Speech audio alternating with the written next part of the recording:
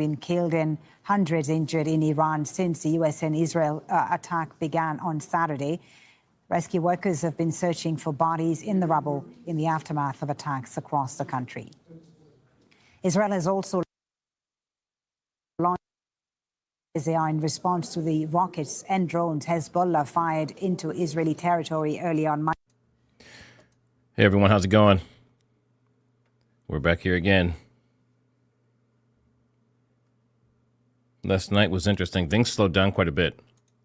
And I'm seeing today there's still some attacks ongoing, but apparently Israel has hit, I don't know if it's some batteries or some missile launchers or whatever it may be in Iran, but the launches towards Israel have drastically slowed down.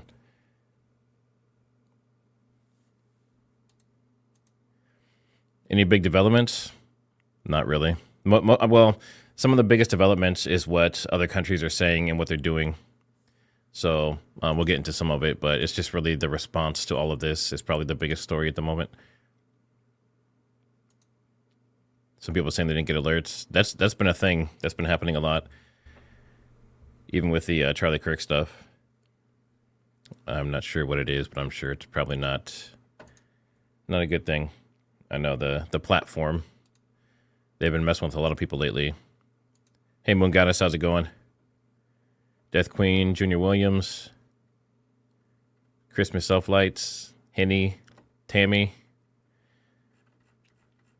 Yeah, it should be interesting. I'll do my little intro. Make sure you guys hit that like on the way in. There's a lot of clips to go through, and then there was Trump's speech. And then apparently there's supposed to be some other press events coming up with Starmer and also in the Middle East. So I guess we'll take things as they come after that. But just for YouTube itself, the first things I say at the beginning of this is what it bases everything else off of. So I have to do this little intro to help it out. This is our live coverage of the Iran war, the U.S. response, and the missile strikes happening right now in the Middle East. Trump has made statements. He did a speech today. Americans have died. So the count so far that I've seen is 4 officially. It was 3 yesterday. I guess one of the people who was injured has now passed as well. France wants more nukes. That's probably one of the biggest stories right now is that France is saying that they want to level up and upgrade and have more of them. And this is, breaking coverage. Obviously, as more things come out, depending on what happens, we'll switch around to what we need to see. But really right now, it's what is everyone's response to this? How many deaths are there? And then looking at footage of things that are actually happening real time. And like I said, today there has been nothing major that I've seen that hasn't already been happening. Just more of the same stuff as far as attacks on like Kuwait and Bahrain and Saudi Arabia. Saudi Arabia says they might want to get into this now. So they might actually be sending out fighter jets and that kind of stuff. But we'll see in some of the clips and the news stories that they're taking it pretty seriously. So, as I said, hit that like as you join. The sooner YouTube knows you appreciate the stream, the better it'll do. Thanks to the mods members and viewers like you for being here. And we can start off. Hey, Kathy. Did you get any sleep? I know you said you were fading out pretty bad last night. Death Queen, are the Iranians really happy? Well, the Iranians is many different people with different beliefs, but I would say that there's a large portion of them that are very happy, yes.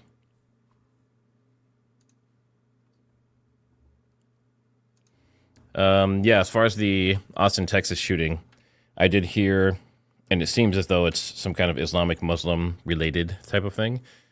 I mean, if it's directly related to Khomeini and the stuff that's going on, I don't know if there's anything that like directly proves that, but the timing obviously is pretty suspect.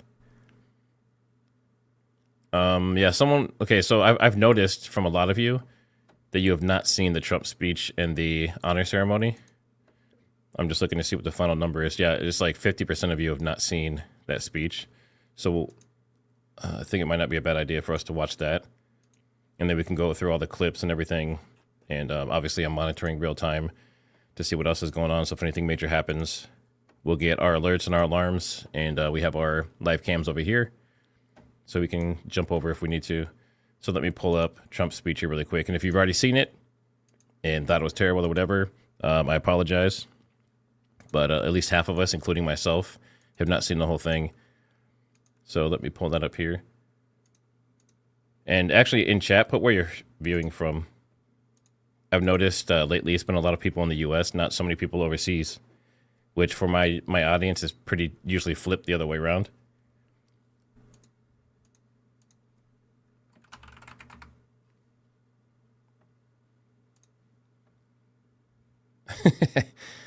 Someone says, I have not seen his speech, but I know it will be utter jibber jabber. Yeah, I'm sure part of it is theatrics, you know. You have to, whenever service members die, if you don't immediately honor them and follow that up, that looks really bad. So I know that had to be done. And it looks like Pete Hegseth kind of crashed out a little bit. Let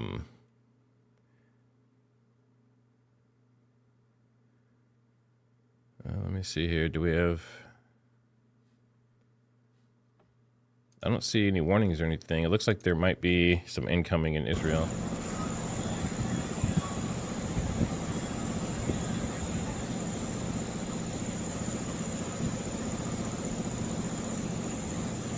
I don't hear any sirens or anything. I also don't see anything in the app. That's strange. Interesting. I have to keep watching that.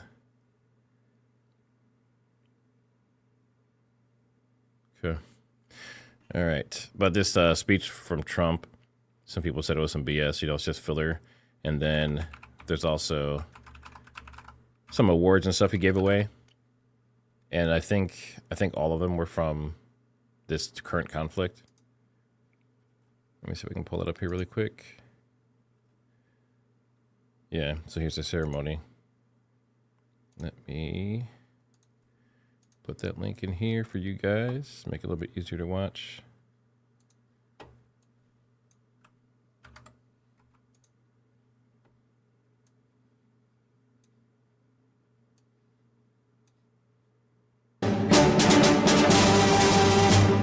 Ladies and gentlemen, the President of the United States, Donald J. Trump.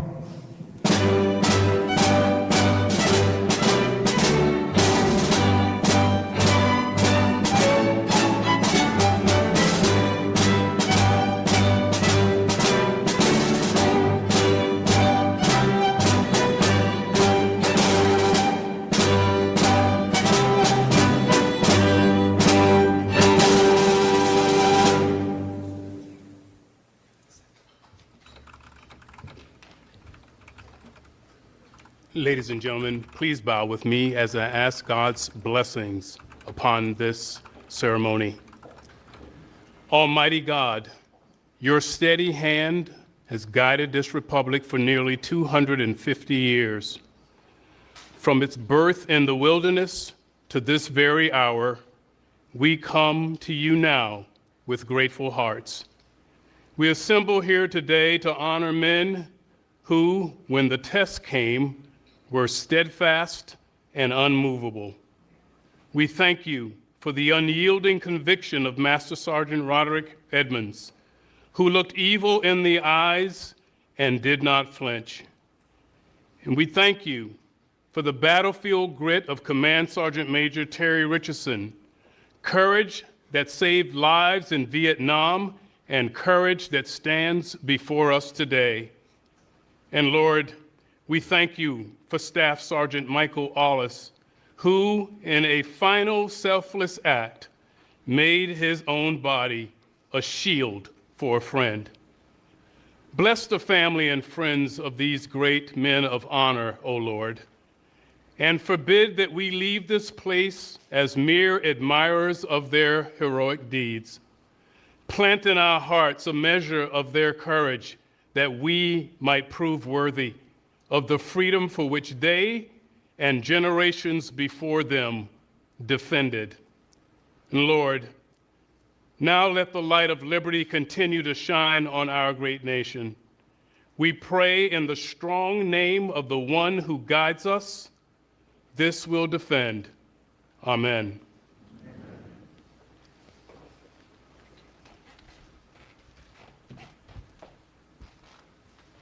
Thank you very much, Chaplain Green.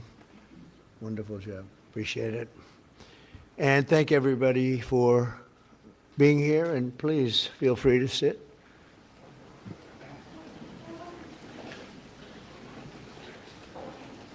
So before we begin this important ceremony, and there's no ceremony that can be much more important than this, let me provide a brief update on Operation Epic Fury.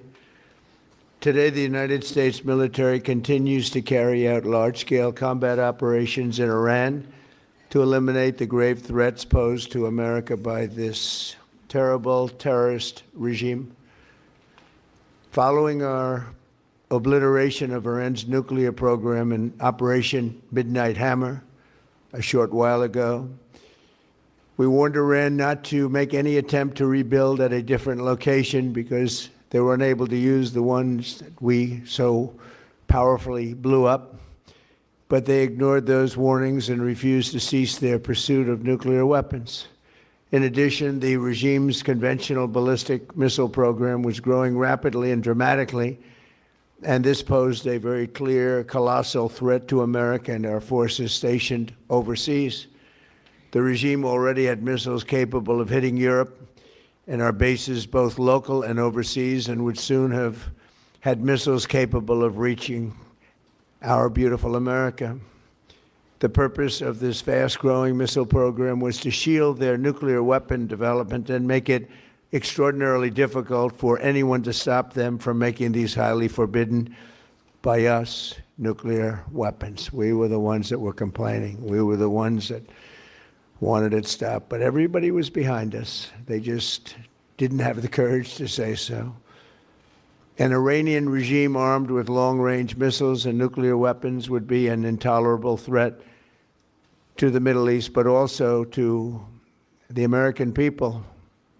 Our country itself would be under threat, and it was very nearly under threat. I was very proud to have knocked out the Iran nuclear deal by President Barack Hussein Obama. That was a horrible, horrible, dangerous document. They would have had nuclear weapons 3 years ago, and they would have used them. But I'll not let that happen. For almost 47 years, this regime has been attacking the United States and killing Americans. Every time you see someone with missing arms and legs or a face that's been absolutely shattered violently, it was almost certainly caused by an Iran roadside bomb. They were put there by General Soleimani, who was the father of the roadside bomb. Very proudly, he thought, but I terminated him in my first term. This was our last best chance to strike what we're doing right now and eliminate the intolerable threats posed by this sick and sinister regime. And they are indeed sick and sinister. Our objectives are clear. First, we're destroying Iran's missile capabilities, and you see that happening on an hourly basis, and their capacity to produce brand new ones, and pretty good ones they make. Second, we're annihilating their Navy. We've knocked out already 10 ships. They're at the bottom of the sea. Third, we're ensuring that the world's #1 sponsor of terror can never obtain a nuclear weapon, never going to have a nuclear weapon. I said that from the beginning. They're never going to have a nuclear weapon. They were on the road to getting one legitimately through a deal that was signed foolishly by our country. And finally, we're ensuring that the Iranian regime cannot continue to arm, fund, and direct terrorist armies outside of their borders. And we thought we had a deal, but then they backed out. And they came back, and we thought we had a deal, and they backed out. I said, you can't deal with these people. You've got to do it the right way. Today, we grieve for the 4 heroic American service members who have been killed in action and send our love and support to their families. In their memory, we continue this mission with ferocious, unyielding resolve to crush the threat this terrorist regime poses to the American people, and a threat indeed it is. We have the strongest and most powerful, by far, military in the world, and we will easily prevail. We're already substantially ahead of our time projections, but whatever the time is, it's okay. Whatever it takes, we will always, and we have right from the beginning, we projected 4 to 5 weeks, but we have capability to go far longer than that. We'll do it. Whatever somebody said today, they said, oh, well, if the president wants to do it really quickly, after that he'll get bored. I don't get bored. There's nothing boring about this. Do you agree with that, Pete? I don't think there's anything, Mr. General. I think there's nothing boring about it. Somebody actually said from the media, I think he'll get bored after about a week or two. No, we don't get bored. I never get bored. If I got bored, I wouldn't be standing here right now, I guarantee you that, to go through what I had to go through. We also projected 4 weeks to terminate the military leadership, and as you know, that was done in about an hour, so we're ahead of schedule there by a lot. But please join me in thanking every American service member who bravely is standing in harm's way. They really are incredible, and I just want to thank you. We have a lot of them right here. Thank you very much. Thank you.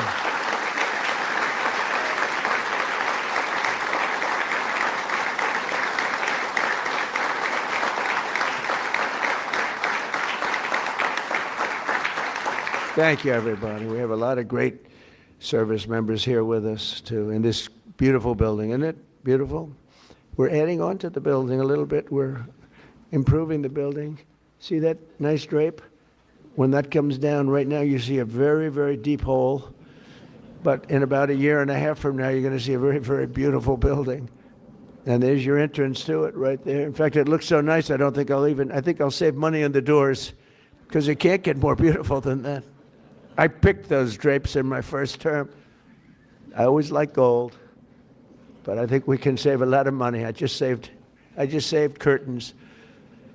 But and it'll be spectacular. It'll be the most beautiful ballroom. I believe it, because I built many a ballroom. I believe it's going to be the most beautiful ballroom anywhere in the world. And when you hear all that hammering out there, you know why the First Lady is not thrilled exactly. She said, will the pile drivers ever stop? You know, they go from 6 in the morning till 11:30 in the evening. Can you imagine? Here? You know what? To me, that's a beautiful sound. She doesn't like it. I love it. You know what? To me, other than here, because we're donating it, not a penny to the taxpayer. It'll be under budget, ahead of schedule. It'll be $400 million or less. Most people say $400 million or more. No, it'll be less. But when I hear that sound, that beautiful sound behind me, it means money, so I like it. But my wife isn't thrilled. She said, this is getting crazy. I said, don't worry about it. We'll be all finished up in a few months. But now, for the reason that we're gathered this morning, to recognize the unsurpassed courage of 3 really incredible American heroes, 1 living and 2 no longer with us. So together, we recognize the exceptional valor of Master Sergeant Roderick Edmonds. And maybe I could ask your families to stand, because they're beautiful families. I got to meet them, and please.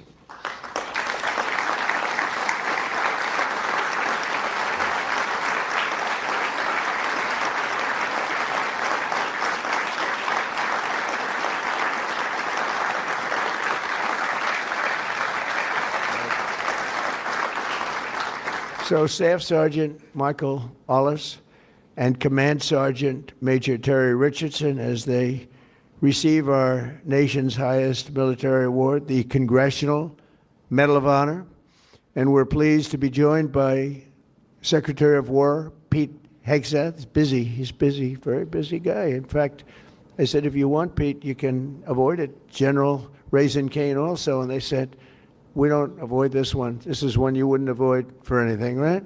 So we appreciate that you're here. Secretary of Veterans Affairs, who's doing an incredible job, Veterans Affairs, Doug Collins. Doug, thank you. You stand up, Doug. You're doing such a good job. 92% approval rating. Chairman of the Joint Chiefs of Staff, General Dan Kane, who's known as Raisin Kane. I liked him when I heard that name, Raisin Kane. I said, if it's true, you're my guy. And it's true. It just turned out It's very true. He's a great guy and a great general. Secretary of the Army, Dan Driscoll, and Army Chief of Staff, Randy George, thank you. Thank you both, Dan.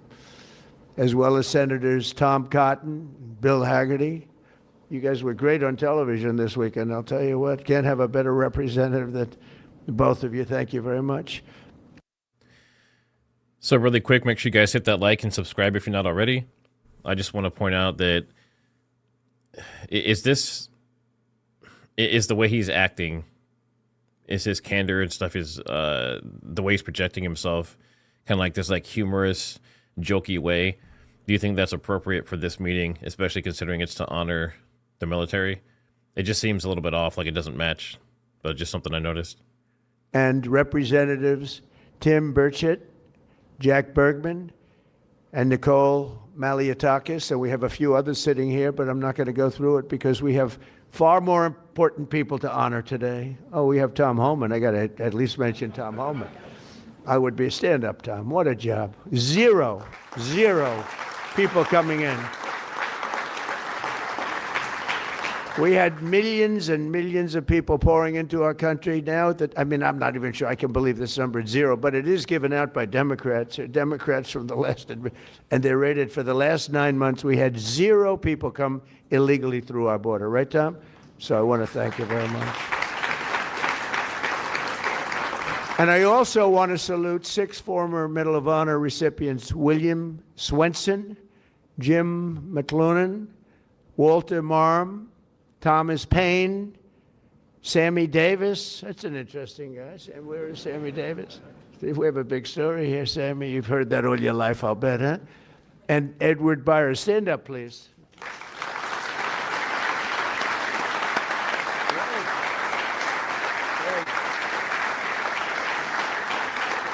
You all look good. You all look good. We remember the ceremonies. All great. It's a great honor. There's no greater. I tried for myself. I've tried numerous times to get one by myself. I keep getting shut down. They say, you can't do it, sir. Bad protocol. Very bad. I would say the worst. But I'm only kidding. You don't have to say I'm only kidding. Otherwise, the press will come out with it, which they actually did once. Donald Trump wants a Congressional Medal of Honor, but he's been shut down. But now you are brave, amazing people.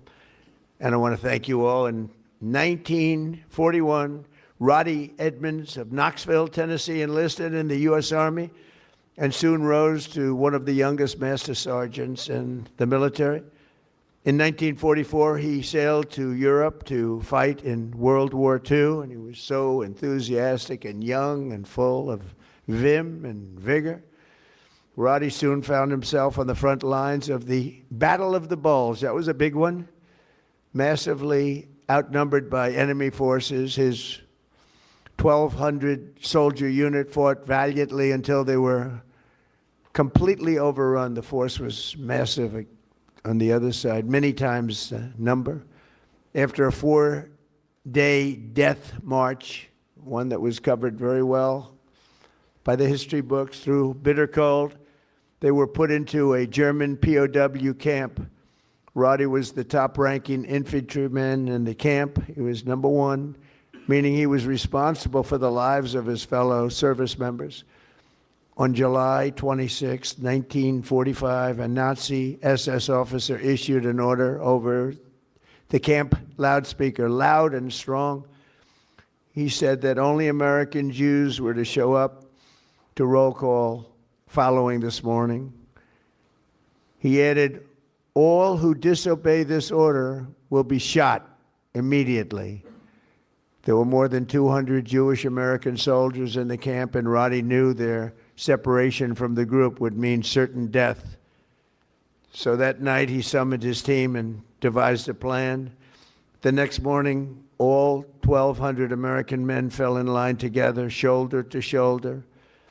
Enraged, the Nazi commandant rushed forward, drew his Luger pistol, and pressed the barrel between Sergeant Edmonds' eyes. He barked at Roddy. They cannot all be Jews, he screamed loud and again, and staring straight back into the raging face of evil. Sergeant Edmonds replied fearlessly, "We are all Jews here." The Nazi officer lowered his weapon and the soldiers erupted in cheers. With total disregard for his own life, Roddy had saved over 200 of his fellow service members. Their camp was liberated 2 months later. We're honored to be joined today by Roddy's son, Chris. Please stand up as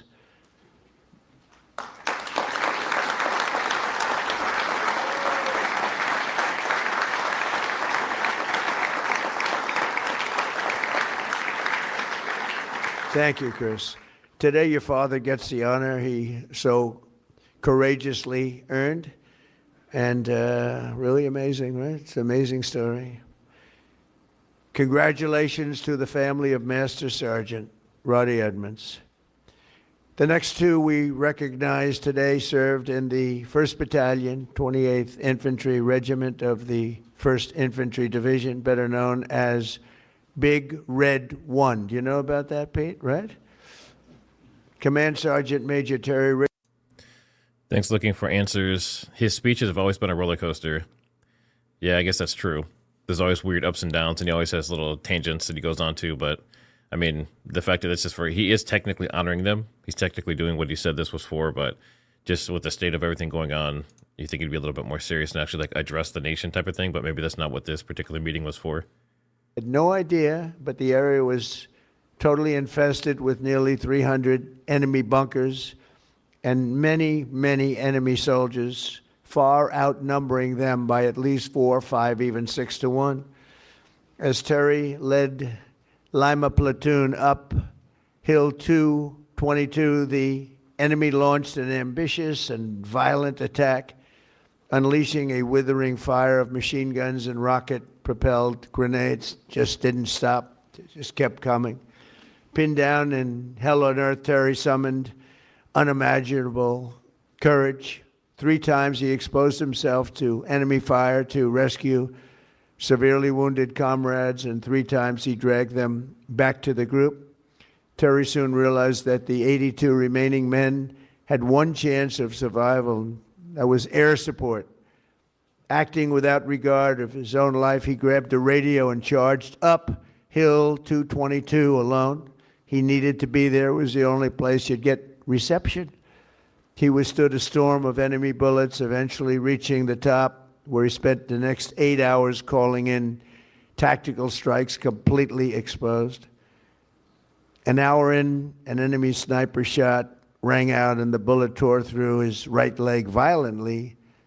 He was in bad shape, but Terry disregarded that and pushed through.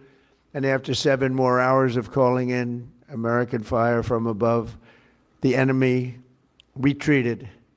Later that day, his team found him with both eardrums totally ruptured and a mangled right leg and foot, but still barely living, but living nevertheless. Due to Terry's actions above and beyond the call of duty, 82 men, Alpha Company, survived this battle, including 2 in this room, Norm Meyer and Dave Himmer. Where are you? Do you want to stand up, Norm and Dave? Where's Norm and Dave? That's pretty good.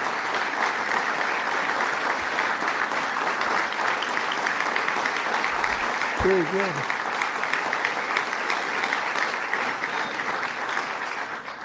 And that story is 100% correct, isn't it? Huh? See, pretty. It's how much have you paid him over the years? Have you said take everything we have? We wouldn't be here, right? That's great. That's a great story, Terry. Today you enter the ranks of the bravest warriors ever to stride the face of the earth. Please stand up, please. Thank you.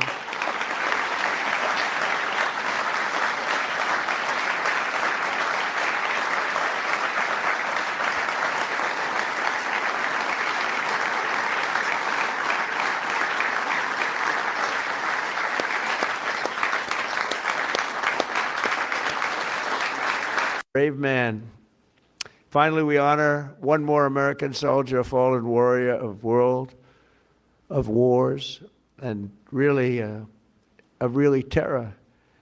Staff Sergeant Michael Ollis Born in 1988 on Staten Island, Michael grew up seeing the World Trade Center across the bay. I know Staten Island so well. The people in Staten Island are amazing. After 9/11, Michael enlisted in the Army, and by 24 years old, he was locked in. He loved it. He wanted it so badly. He was a squad leader serving in Afghanistan with the 2nd Battalion, 22nd Infantry Regiment, 1st Brigade Combat Team of the legendary 10th Mountain Division. On August 28, 2013, terrorists detonated a 400-pound car bomb on the east wall of the forward operating base, Ganzi, ripping open a 60-foot wide breach into a compound that housed NATO coalition forces, a lot of them. 10 Taliban fighters wearing suicide vests swarmed through. From across the compound, Michael saw the pillar of white smoke rising and ran to join the fight, rushing without his gear, wearing almost no gear, no Kevlar helmet, no body armor, just one magazine in his rifle. Along the way, he encountered a Polish soldier, and together they advanced under heavy fire, very, very heavy fire. At one point, shrapnel ripped through the Polish soldier's legs, rendering him unable to walk, very, very severely hurt. In that chaos of gunfire, explosions, and charred human remains, a terrorist insurgent appeared, rounding a... I don't know if any of you guys are actually following the Nancy Guthrie stuff, but apparently the family showed up, and Savannah, her sister, and her brother-in-law are visiting the memorial. And I don't know if you guys have been following it at all, but Tommaso, originally people were suspecting him, but this is them outside the house, and they've basically cleared this whole area. They're not letting cars come in there and hang out anymore like they were before. So very interesting.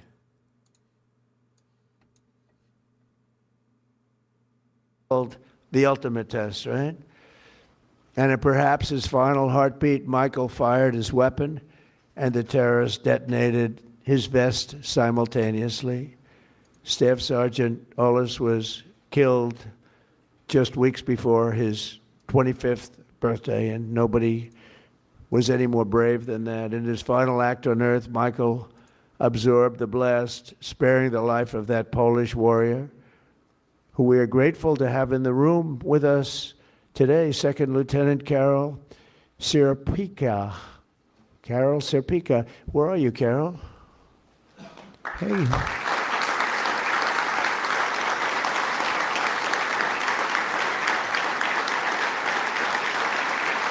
Would you like to come up? Please. Please.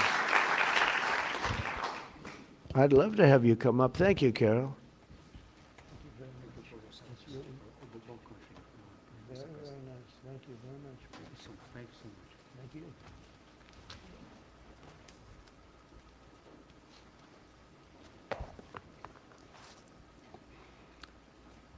Mr. President, Minister of War, my Minister Polish of National Defense, distinguished guests, everyone gathered here today, dear my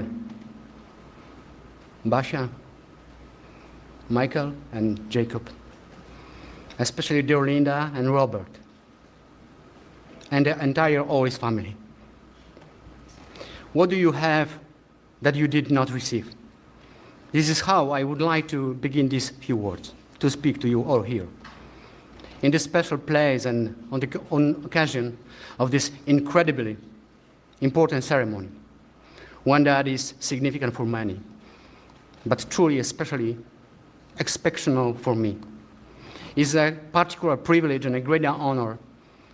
Above all, however, it is my commitment. It is a part of my new mission, which began 13 years ago. A soldier is not something you are from time to time. It is who you are forever. It is just like you are not a mother, a father, a sister, and brother, or as only for a moment. These are not roles given to us for a while. They are a great gift, but also a great lifelong commitment. Yes, today my commitment and my greatest gift is to cultivate the memory of true, heroic act of courage that I witnessed performed by your beloved son, Michael.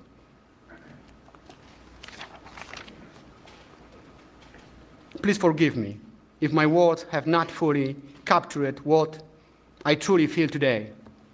However, sometimes words are simply not enough. I'm deeply moved, happy, and grateful to God for my service, for my parents, for my family, for my beloved homeland Poland, for my second family from Staten Island, and for my second homeland America. God bless you all. Michael, thank you for your service, and I will see you in our heavenly homeland. Thank you for your service. Thank you so much.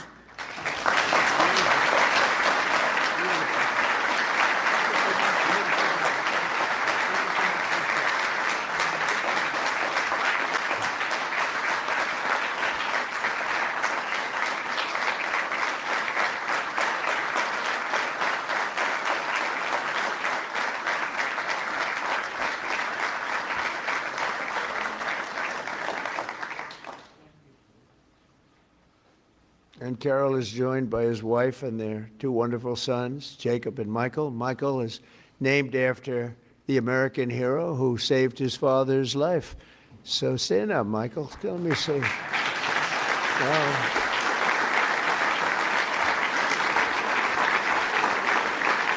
That's great. We're also pleased to be joined by several members of the Polish government, including representatives of the president, who I think is a fantastic man, by the way. I must be honest with you. I endorsed him and he won, and he came from behind. He won, and he was the biggest story in Europe, and he's going to be a great president. He already is. But as well as Poland's Minister of Defense, to honor the blood and sacrifice that has helped seal the Polish-American bond. We have a great bond. We have a great relationship with your country. And I just want to thank you to Michael's parents, Bob and Linda. Your son's selflessness in the face of real evil reminds us of the courage that keeps our country free. And I just said the genetics in that family are very strong, right? I said that before. All three families, I said, good. I see some of the young ones today. And I said, you have good genes. They were asking me, what does that mean? I said, don't worry about it. You'll figure it out. But you have the best genes you can have, actually. So thank you for giving America your beloved son. And now I would like to ask the military aide to come forward and read the citations, and then we will do the honors. Thank you all very much. This is a tremendous honor for me to be here. Thank you. Please, military aide.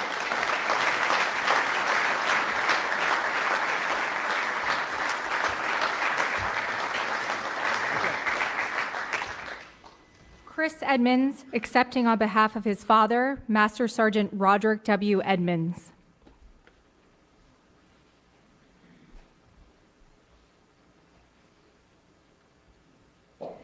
The President of the United States of America, authorized by Act of Congress, March 3, 1863, has posthumously awarded in the name of Congress the Medal of Honor to Master Sergeant Roderick W. Edmonds, United States Army. Master Sergeant Roderick W. Edmonds distinguished himself by acts of gallantry above and beyond the call of duty from January 27, 1945 to March 30, 1945 as a prisoner of war in Germany.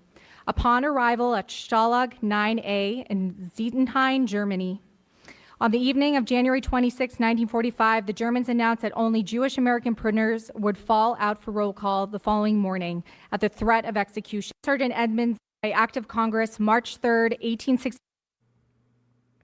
All right, I think that one's pretty much done. 63 has awarded in the name of Congress the Medal of Honor to Staff Sergeant.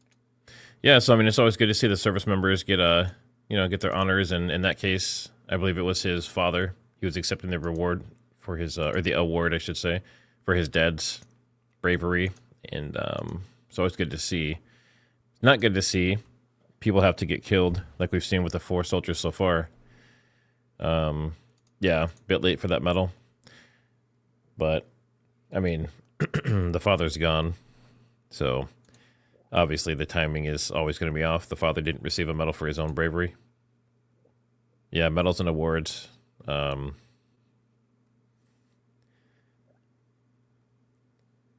Chat is hilarious. All right, so what we'll do is we'll go through the stories, and then we'll get back to like Al Jazeera or Fox, just kind of monitoring. So I will jump over to make sure everything looks good on screen. Yeah. So we have this. If anyone's interested, I'm not going to go through every piece of it because it is pretty extensive. Let me see if YouTube will actually let me send this. But there's a link. This was created by Phaetux Networks, and it's basically all the confirmed strikes and hits and positions of enemies and all that kind of stuff that has been happening in this war. And it's pretty detailed, so if that's something you're interested in, you can go to that link. We have rocket alerts going as well. Today they've had 998, but I believe the first day it was saying something like, yeah, in the past week there's been 11,000. This is from Hezbollah in Lebanon launching into Israel. So they've had almost 1,000 today. And then we have, oh, it looks like Pentagon Pizza. So we have a spike. We have 2 spikes. So we have Domino's Pizza and Papa John's. More activity than usual. And typically, obviously, it's not one-to-one. It's not guaranteed. But this is usually an indicator of increased Pentagon activity in the area. So obviously, we're already at war. This is supposed to kind of predict the war or predict things happening. But that just goes to show that they're in the office more than usual. Let's see, flight radar. We're still pretty, yeah, I mean, airspace is still pretty clear. I've heard of, you know, some commercial jets and stuff going. I've heard that Israel was considering opening up a bunch of their airspace as well. And right now, obviously, everyone wants to avoid that area. And if we look at military planes, I'm sure we'll see some refuelers. It's about that time again. Yeah. So this is probably a Globemaster. We have a couple Pegasus refuelers, a Stratotanker, and then this Globemaster. This is the big boy. They used to transport everything. And there's been a ton of those just going back and forth. Especially, it seems like they're going to Cyprus and back a lot, which is interesting. But they've been refueling fighter jets today. I'm trying to see if there's any Typhoons or anything. Fighter jets. Yeah, I don't see any. So, basically business as usual. And I know Cyprus is still getting, they've had a second confirmed drone. But other than that, I haven't heard of any ballistic missiles hitting there. So hopefully they don't get to that point. But I know that Iran was saying that they want to basically hit Cyprus enough that the carrier and stuff doesn't want to be anywhere around it. So I have not seen like confirmed positions yet of the carriers. And even if I saw them, I probably wouldn't show it for safety reasons. But very interesting. And then you can see this shows activity based on strikes and explosions. So you can see Iran's getting lit up pretty good. And then obviously you have your rockets and ballistic missiles coming into Israel. But based on this lately, what I've seen is the strikes from the ballistic missiles from Iran have drastically slowed down. And if you were on my stream last night, or overnight, I should say, I mean, there was nothing. So when I started the stream, I think the most recent one before that was an hour. And as far as I've seen, there's been some alerts today. So we had an incident 2 hours ago. They had some incoming. Looks like it was drones. And before that was 4 hours, but it's just not, the activity slowed down drastically. And I think that's because the U.S. and Israel are starting to hit those sites that actually launch the ballistic missiles. So, looks like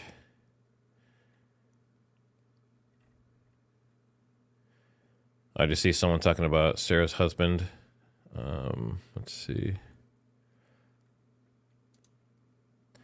I'm a little bit bitter as I am from the aftermath of Vietnam. My husband saved 3 men and was blown up. He did live, but never was the same.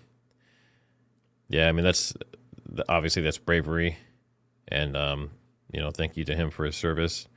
But obviously that's no way to live afterwards, right? permanently disabled, probably some major PTSD, brain trauma. But prayers for you and the family.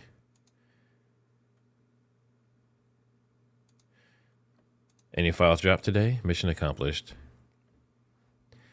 Yeah, so we have all that stuff going on. Like I said, there's been no like major things happening today. There's no new countries attacked or, you know, a bunch of service members hit or anything like that I've seen. I'm still monitoring everything and I have notifications coming in, but so we'll start going through clips, and I'll do one last check here for notifications to make sure. Sounds like we have sirens in Bahrain. And I don't have like an alert system for Bahrain, but there are some incoming. And obviously it's nighttime there right now. So that's just a quick update from Bahrain. There is this, this has been going around a lot today. So if you look at the tie, this is the same exact tie that Trump was wearing today in the meeting. But it looks like he has some kind of rash or sore that people keep talking about. Some say it's just like rosacea or something pretty benign that cream could fix. And other people are saying like, oh my gosh, he's not gonna make it. But I've seen that before. Obviously he's like 80 years old, he's 79. It's not uncommon. And he's on blood thinners as well. So, I mean, it doesn't look crazy out of the ordinary to me, but a lot of people are really focusing on that from that press conference. All right, I'm gonna get my clips ready. I know you guys enjoyed the clips. I'll show all the clips that happened since my stream ended yesterday, and I'll also probably show some of the hypersonic ballistic missiles, because they're just awesome to watch. But give me a few minutes here, and I'll play Al Jazeera while I'm getting this stuff ready. On Monday, Hong Kong's Hang Seng and Japan's Nikkei index fell sharply. They later pared back some of the losses, with gains for companies linked to defense and oil.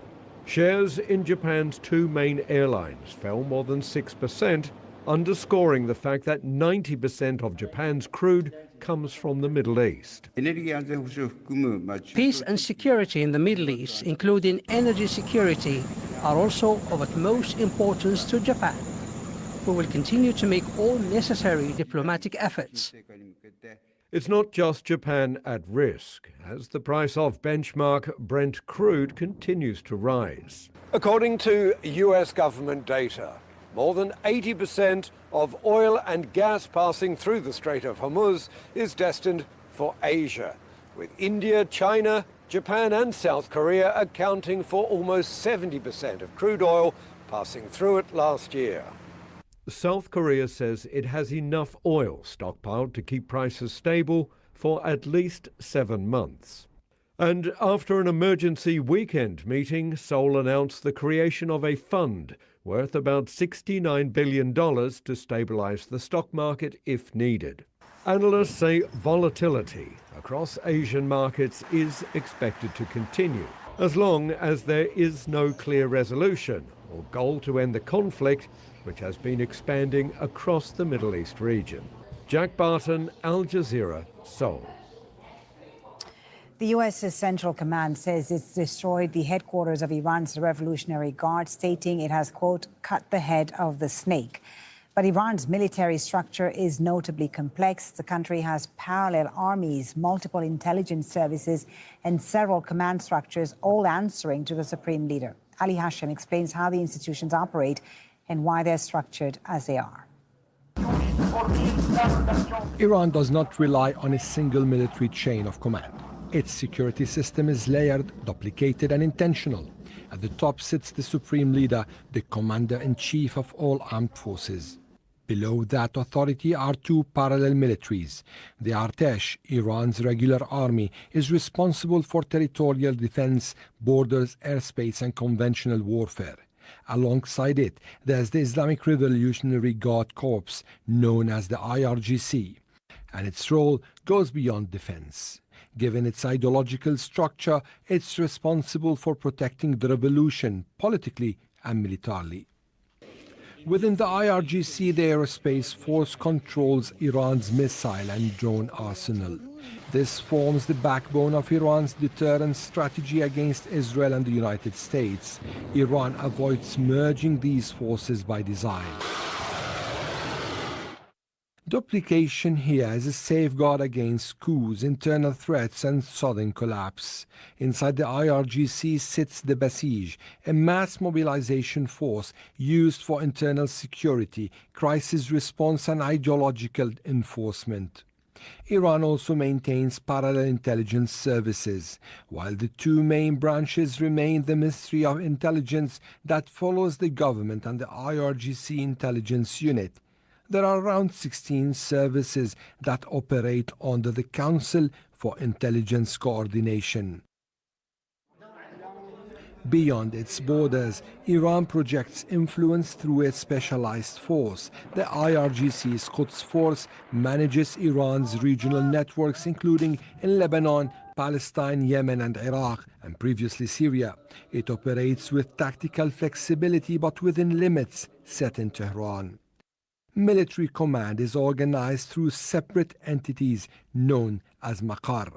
The Khatam al-Anbiya unit coordinates joint military operations during wartime and national emergencies, while the Muhammad Rasulullah bloc is responsible for defending Tehran and managing internal emergencies. Both the IRGC and the army maintain their own joint staffs. All right, taking you to the United Nations, where the Iranian ambassador to the UN, Saeed Iravani, is speaking. Launched a second deliberate and unprovoked military attack against the Islamic Republic of Iran. This was a calculated act of aggression. Major cities and densely populated civilians areas were targeted. Hundreds of innocent civilians lost their lives, many more were wounded. This is a flagrant violation of the Charter of the United Nations, especially Article 2, Paragraph 4, which strictly prohibits the threat or use of force against the sovereignty and territorial integrity of any state. It is a direct assault on the foundations of international law. The Security Council convened an emergency meeting on Saturday. The facts were clear. The aggression was clear. The responsibility also was clear. In a reckless and unprecedented escalation, the United States and Israel deliberately targeted the supreme leader of the Islamic Republic of Iran and many high military officials. Targeting the highest official of a sovereign UN member state is an egregious breach of international law and a direct attack on sovereign equality.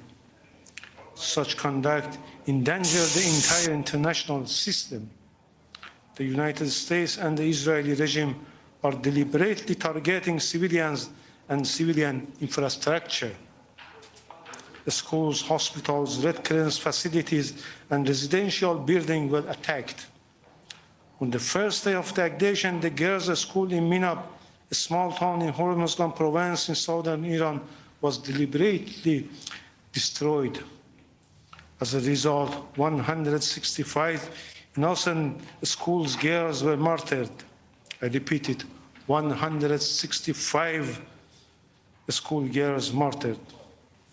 Their bodies were recovered from a rubble after hours of rescue efforts. On the same day, similar attacks martyred several hundred students in other cities, including eastern Tehran and Abyek in Gazvin province. But just this afternoon, the ambassador of the Israeli regime from this very podium resorted to lies and fabrications, shamelessly denying. Some quick updates from the Iranian foreign minister, Arachi. They're saying Tehran is not at war with regional countries. So, you know, the fact that they're hitting several, I think it's like 14 different countries now at this point, they're just targeting the U.S. bases in those areas. But they also said that killing Khomeini was a religious crime that will have serious consequences, and any American soldiers that are fleeing to hotels will not be spared. So right now, American soldiers are obviously on the bases. Many of them are starting to leave because the bases are getting hit pretty hard. but they're saying that they will track them and shoot them wherever they're at, wherever that may be, even hotels. And maybe that's why that hotel in Saudi Arabia got hit. I don't have any proof of that, but it could just be them just targeting anyone anyway. It says even if the U.S. bases are not used against them, those bases are still legitimate targets. So they may target bases that aren't even being used in this particular conflict. Interesting. Hypocritical that only the very first day of its presidency of the Security Council, the United States convened a high-level meeting on protecting children, technology, and education in armed conflict under the agenda item maintenance of international peace and security, while at the same time launching missiles strike against Iranian cities and bombing schools and killing children. For the United States, protecting children and maintaining international peace and security clearly mean something very different. Supposedly, this is supposed to be a gravesite that they're digging for those girls. So they're saying 160. I've heard 175, but they were killed from a U.S.-Israeli bombing in Iran. It was a primary school. And, they're saying, obviously, this is how rescue promised by Mr. Trump looks. Not Trump fans.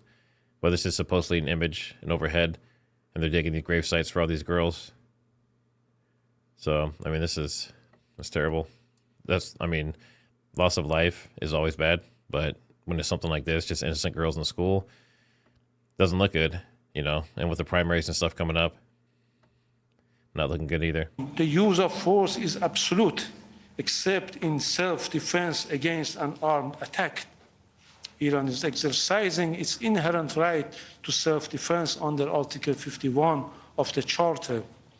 Our response. As far as Valhalla VFT, last night in his stream, he posted himself on YouTube. So if you go to his YouTube channel and then click on posts, he basically said that his stream was flagged as having a firearm in the stream, which you can't handle or shoot a firearm in the stream, but he says he didn't at all. And other people that have seen it said he didn't.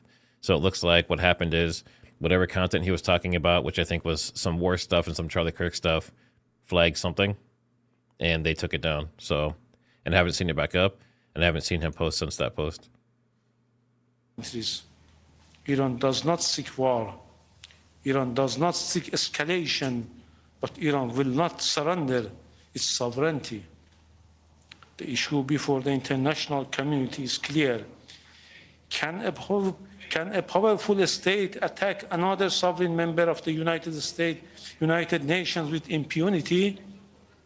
If the answer is yes, then the Charter is meaningless. If the answer is no, then this aggression must be condemned and stopped. Double standard will destroy the credibility of this Council. Silence will embolden further lawlessness. As long as aggression continues, Iran will defend itself decisively and without hesitation. The Security Council must act firmly, clearly, and without ambiguity. Thank you, Cassie, for the super chat. Appreciate your coverage on all this. Thank you. And M. Malloy, thanks for being a member for 1 month. What's the end point here that declares ceasefire? I would assume ceasefire in this instance means that they've accepted defeat, and that defeat probably is not just militarily. I'm assuming there's going to have to be political defeat, meaning they agree to not enrich uranium, not have nuclear weapon development, and all those type of things. So I think a ceasefire, I don't see that happening anytime soon. Saeed Iravani speaking to reporters there. He described the U.S.-Israeli operation against Iran as a reckless and unprecedented escalation, an egregious breach of international law, he said, which endangers the entire international system. He criticized the United Nations, saying the UN cannot remain silent. On Iran's response, very interesting comments from the Iranian ambassador there, who said Iran is lawfully and proportionately responding, and we are not attacking the interests of neighboring countries. Let's bring in Ali Hashim, who's reported extensively from Iran, joining us to uncover these latest developments. What we heard there from the Iranian ambassador to the UN is particularly interesting, especially regarding the Iranian response. What did you make of it? Well, mainly the Iranians are working on several paths at the same time, parallel lines. One of them is setting the narrative. And what Mr. Iravani is doing in parallel with what foreign minister, deputy foreign ministers, all the officials are doing, they're trying to set a certain narrative with respect to their response, Iran's response to the Israeli-American attack on their country. Now, how they are framing this narrative is, in a way, it has, of course, its problems, it has its flaws, because there are grievances from the countries in the region that Iran is attacking their own very interests when it comes, for example, to the facilities, oil facilities or gas facilities here in Qatar or in Saudi Arabia or in several countries around the region. So these are the big gaps in the Iranian narrative when it comes to... But what does this narrative suggest to you, Ali? Is it a case of wanting to say that we're in control, or is it, are they not aligned with what's happening in the field? Well, I think the problem over here is the Iranians want in a way... I'm seeing a lot more reports talking about sirens sounding in Kuwait and Bahrain. So even though Israel's not getting lit up right now, and it seems like they're kind of taking away some of that capability from Iran to at least fire on them, it looks like Iran is still going all out on Bahrain and Kuwait and some of the allied countries. A stable economy in the world, global economy. American interest is in keeping this war limited. So the countering the American interest is by making this a global crisis, by creating a kind of a chaos and emerging from a limited war into a global crisis. All right, Ali, thank you very much for now. If you're just joining us on Al Jazeera, it's gone past 20 GMT. I'm Fuli Batibo, and you're watching our continuing coverage of the conflict between the US, Israel, and Iran, which is rapidly expanding across the region. Iran's foreign minister has called on regional countries to pressure the United States to stop the conflict. Abbas Araghchi has been speaking to Iranian state media. Let's find out more with Mohammed Van, who's in Tehran for us. What have we heard from the Iranian foreign minister?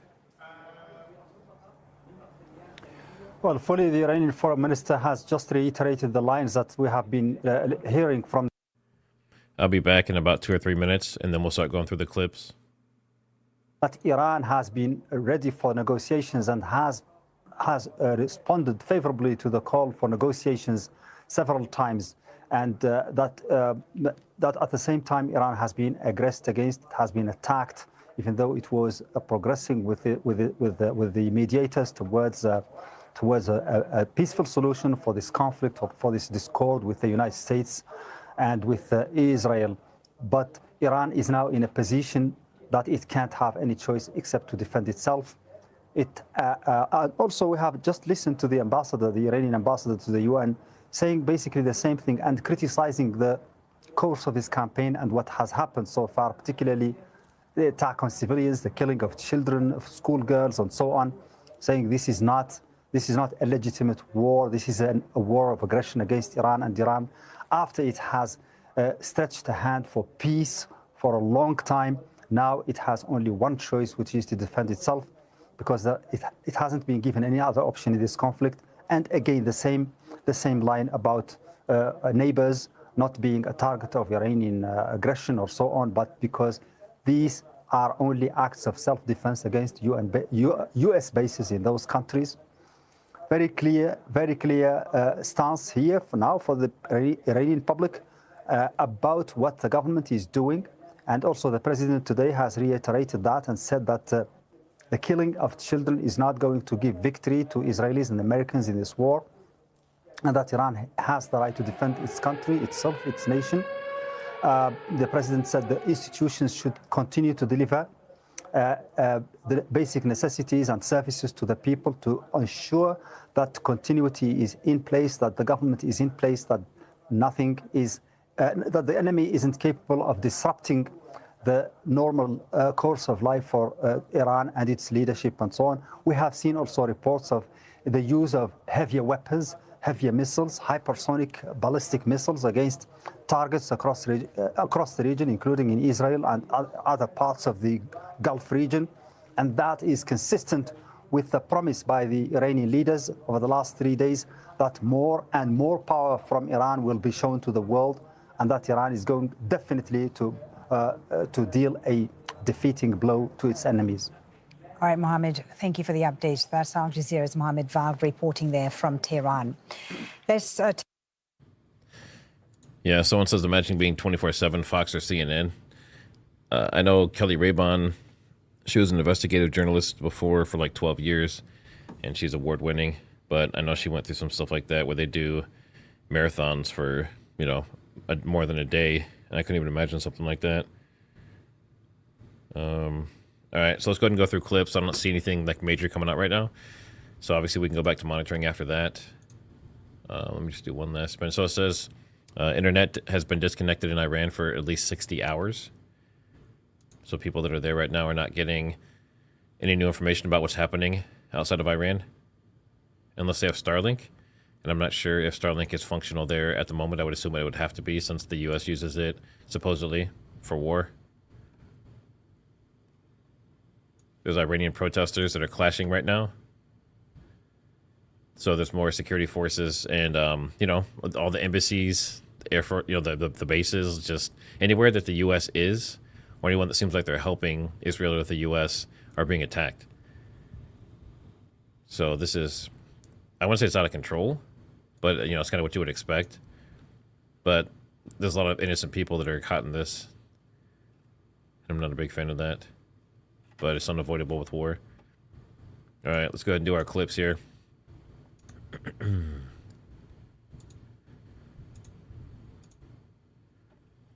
All right, so this is Central Command, and they're sharing any information they have. This is unclassified or declassified, however you want to say that, but they're just showing some footage of them hitting Iran, hitting Shaheds, fighter jets, various different things. And, you know, modern warfare is so good that they can have a drone flying like a Reaper, and they'll have it, you know, set on a target. They hit the target. Everyone back in, I'm assuming, like Stratcom and the White House and wherever else, Mar-a-Lago, they can see all this stuff, you know, semi-real time, and see that these targets are getting hit. Very interesting stuff. And this is more, this is protesters.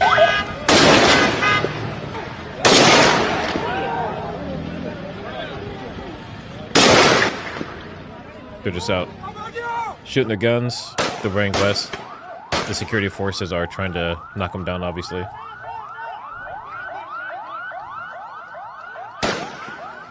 Now, when you're talking about this kind of stuff, many people will say, you know, it's just like military violence. I think there's a spiritual or religious aspect to a lot of this now. I think it's a situation where you have these, oh, they have bad muzzle control. He just flagged all those guys. Wow. But yeah, you have a situation where, you know, the religious ideologies might start playing into this. Obviously, Khomeini was martyred. So you have all these Islamic and Muslim extremists, terrorists, whatever you want to call them. And they're starting to rise up. And, you know, to them, it's an honor to die. Whereas, like, you know, U.S. soldiers and that kind of stuff, while some do die, they don't want to die, right? But like these guys, like this, they want to die. And then, yeah, this is a flashback, and this is why the internet is so dangerous for politicians and stuff, even creators like us. If you say or do something wrong, or you go against your word, it's there forever. I will tell you, you're not going to have a war with me, and you're not going to have a third world war with me. That I can tell you. I will tell you, you're not going to have a war with me, and you're not going to have a third world war with me. That I can tell you. So there you go. We're not going to have a third world war, and we're not gonna fight Iran with him as president. So that aged like spoiled milk. I will tell you. And then this is some more CENTCOM aircraft carrier for Epic Fury. This is just showing some images. Obviously, you know, the U.S. has one of the most powerful or the most powerful military in the world. And although war is terrible, you know, it's really cool to see just some of the equipment, technology, capabilities. But, I mean, these fighter jets, I always wanted to be a fighter pilot, but wasn't in the cards for me. But I think this stuff is really cool. visually. So Modi has been speaking to many of the nations in the Gulf that have been getting hit. And he said he had a productive telephone conversation with the king of Bahrain, which we just saw Bahrain is having more alerts and stuff right now as we speak. He says His Majesty King Hamad bin Isa Al Khalifa. India condemns the attacks on Bahrain, of course, and stands in solidarity with its people in this difficult hour. I thank him for his steadfast support to the Indian community in Bahrain. He also said something similar about the other countries. And then we have more taken to the streets. Someone asked me earlier, you know, do the Iranian people are they actually mad or are they happy? From what I've seen, it's like half and half. So you have people on the streets like this that are doing the mourning. They're supposed to have 40 days of mourning, followed by 7 days.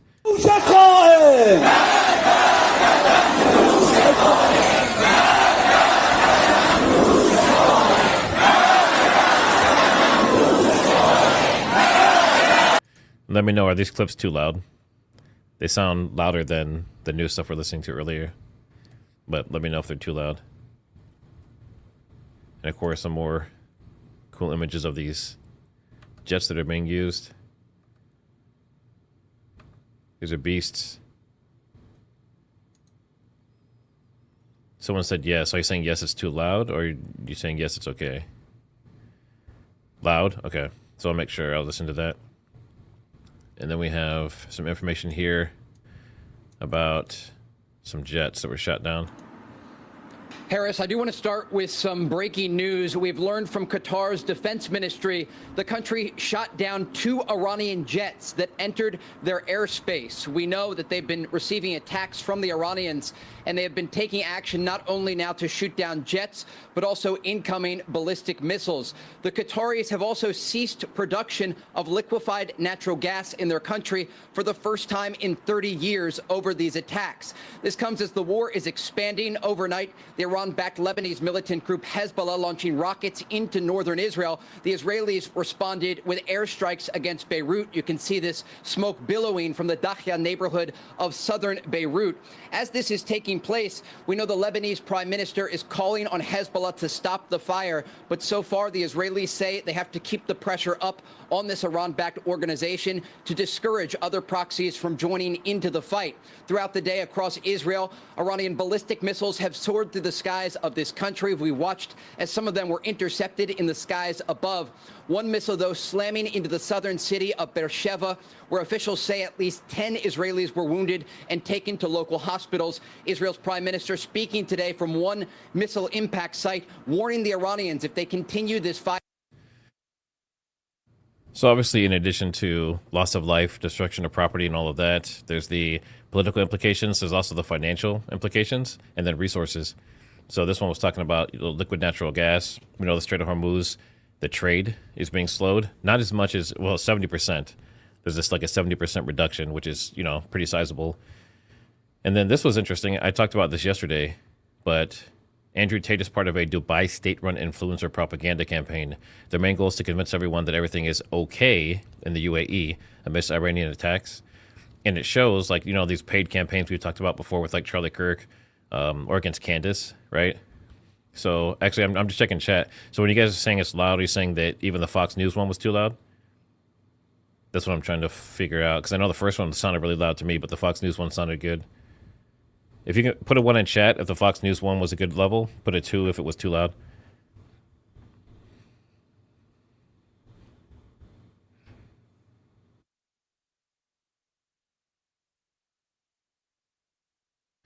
It was better? Okay.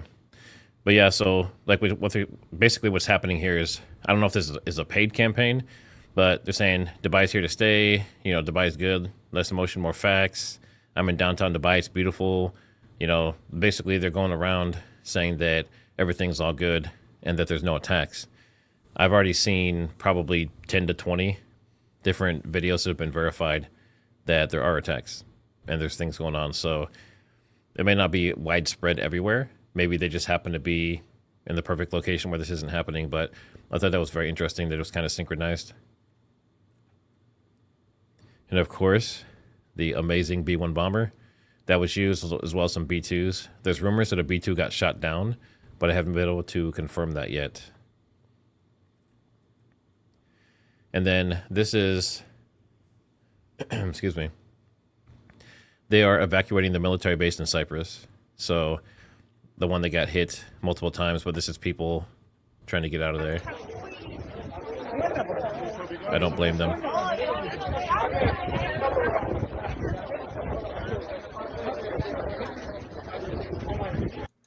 And there's been supposedly millions of people that have been fleeing Tehran and Iran and other large cities. I don't know where those people are going. I haven't been able to find any specific information about they're heading to a specific part of Iran. But Iran, for the most part, from what I've seen from the attacks, it looks like it's mostly, like if you cut Iran in half vertically, it's basically the western half. A lot of that's what's being hit. You can see these yellow impact areas and things.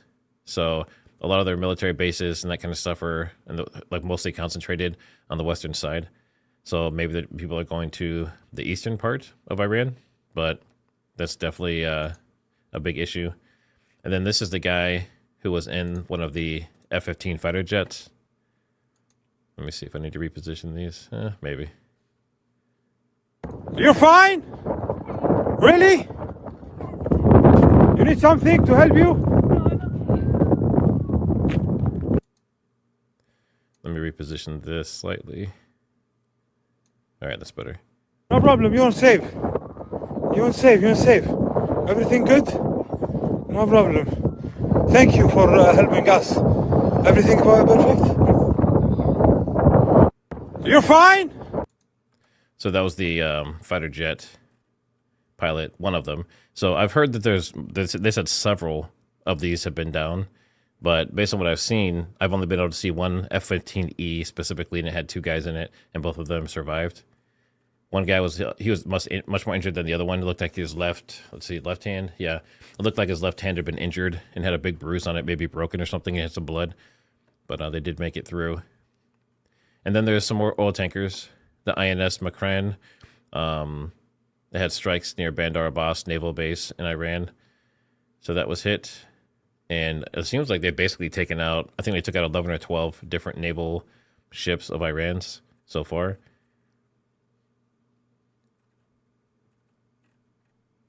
Let's see. I think this one's mostly just audio.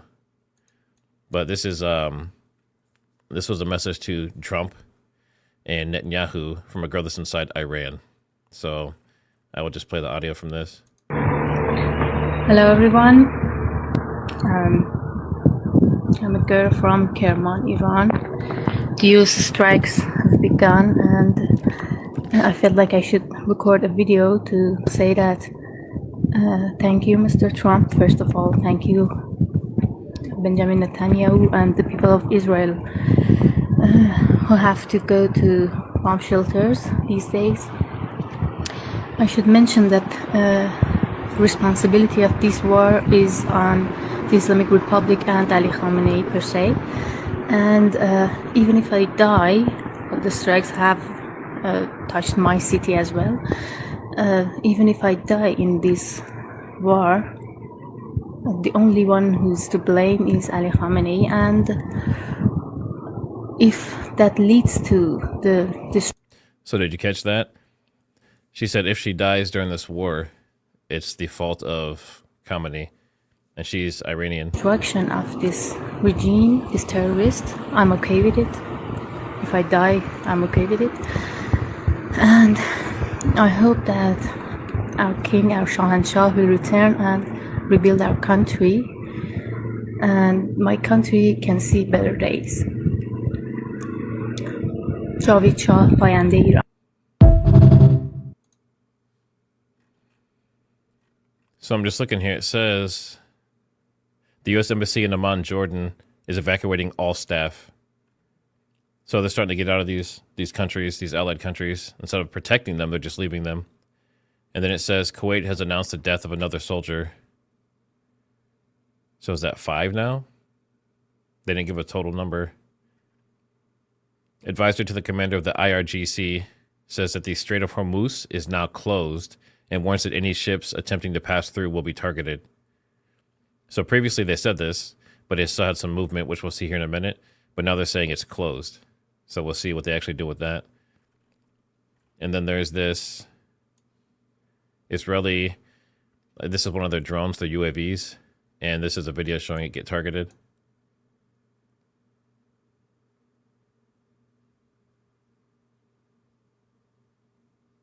And we'll see it get hit here in just a moment.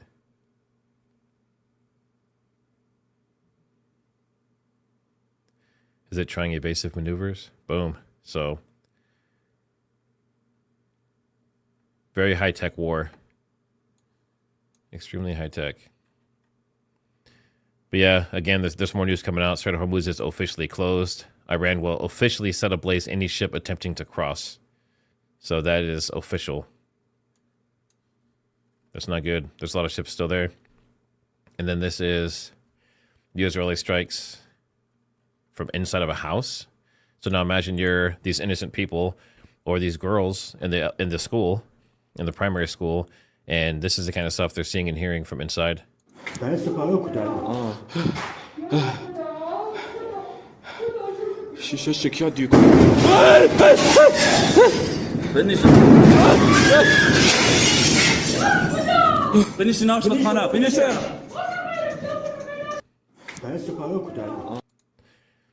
So, yeah, not good. Hard to sleep.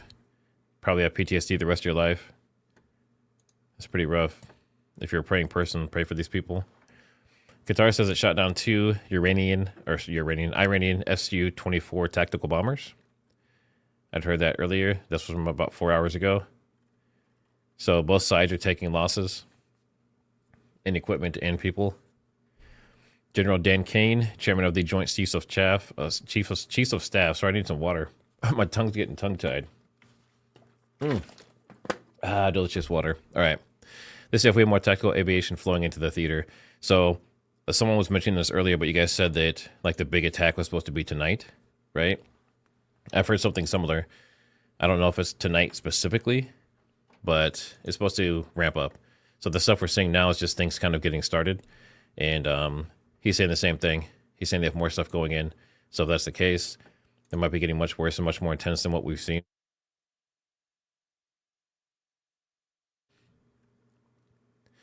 And this is a bank. So I'll play this back. But if you watch when the bank gets hit, you see like money just explode.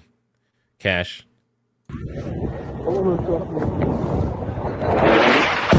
See that? And that's floating down.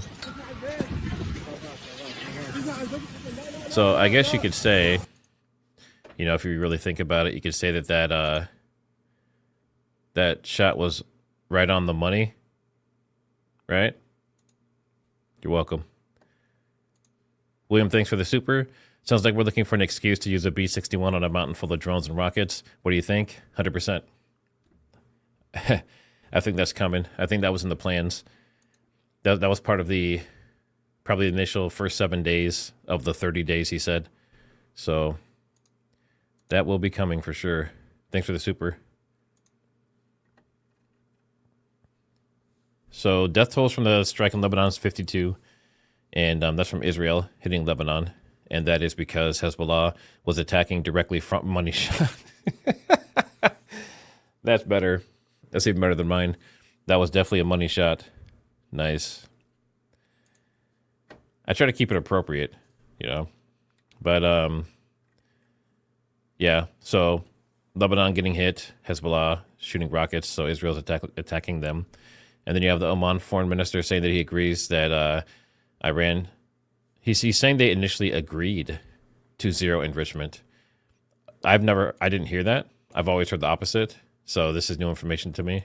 What has Iran agreed to you that they have never done before? Can you give us any sense? The single most important achievement, I believe, is the agreement that Iran will never, ever have a nuclear material that will create a bomb. This is, I think, a big achievement. This is something that is not in the old deal that was negotiated. Okay, he's speaking like a word per hour, but basically the takeaway is that he's claiming that Iran had agreed to zero enrichment, but then the U.S. and Israel attacked anyway. So I wouldn't be surprised. And then Pete Hegseth, like I said earlier, he kind of crashed out. I mean, he was angry, clearly angry, but you can see here he addresses a reporter. If you kill Americans, if you threaten Americans anywhere on earth, we will hunt you down without apology and without hesitation, and we will kill you. If you kill Americans, if you threaten Americans anywhere on earth, we will hunt you down without apology and without hesitation, and we will kill you. And then right after this, he basically gets in the face. I think we have that coming up here shortly, so I don't want to spoil it too much. Kuwait's military announced the death of Sergeant Walid Mahid Suleiman. I always butcher these names. Following Iranian attacks, so they lost a sergeant in Kuwait. So the allied countries are starting to lose personnel, including U.S. troops. And then, if you remember this moment, this is when Putin met with Trump, and you see Putin looking up and he's worried. And Trump, I think lip sync was basically saying, like, that's for you.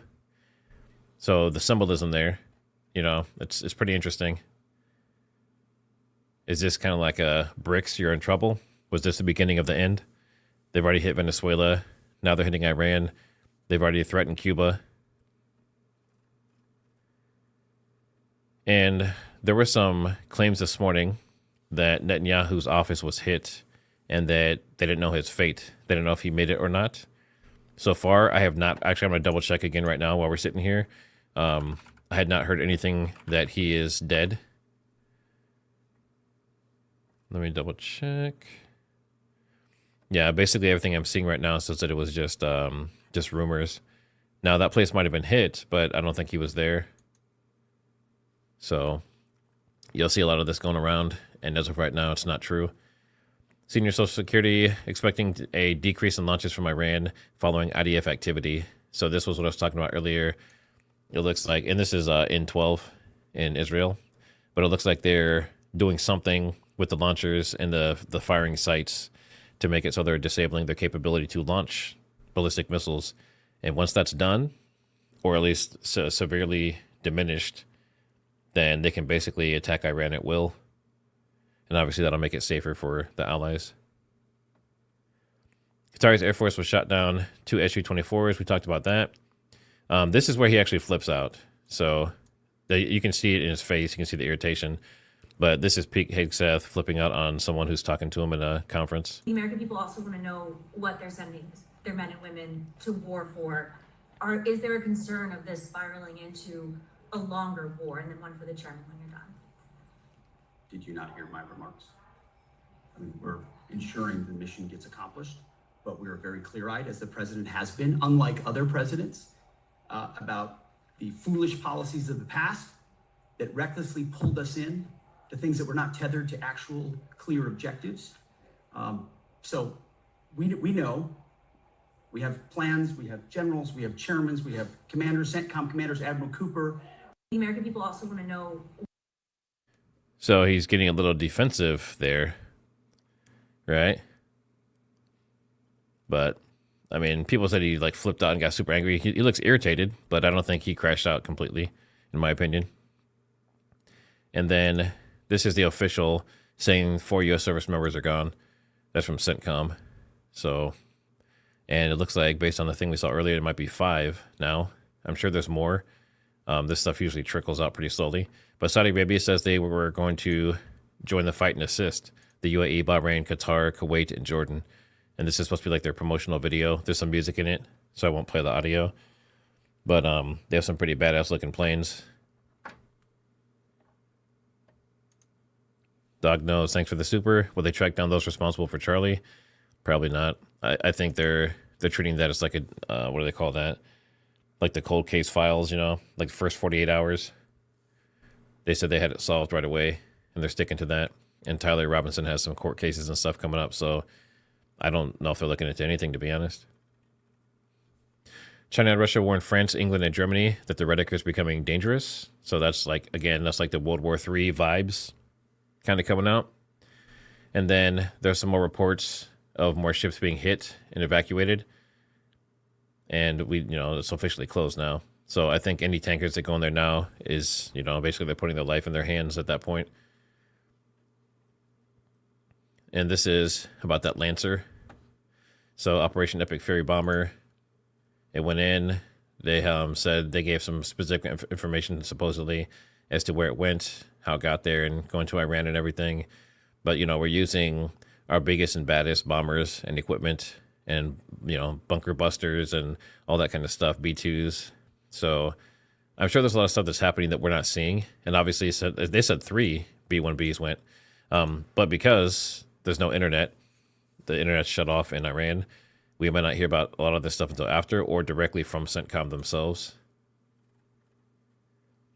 And then this is talking about the strikes. I just got off the phone with President Trump. It was a 9-minute phone interview, and we talked just about the war in Iran. I'm going to share some of it with you right now. The president said, quote, "We're knocking the crap out of them. I think it's going very well. It's very powerful. They've got the greatest military in the world, and we're using it." I asked the president how long he thought this military operation or war might last. He said, quote, "I don't want to see it go on too long. I always thought it would be 4 weeks, and we're a little ahead of schedule." I asked the president if the U.S. was doing more than these military strikes to help the Iranian people regain control of Iran against the regime, to seize the country from the Iranian regime. And he said, yes, the president said, yes, we are indeed. But right now we want everyone staying inside. It's not safe out there. And then the president said, it's about to get even less safe. He said, quote, "We haven't even started hitting them hard. The big wave hasn't even happened. The big one is coming soon." We asked him about a bunch of other stuff, too, that I'm writing up, and we'll share later on The Lead at 5 p.m.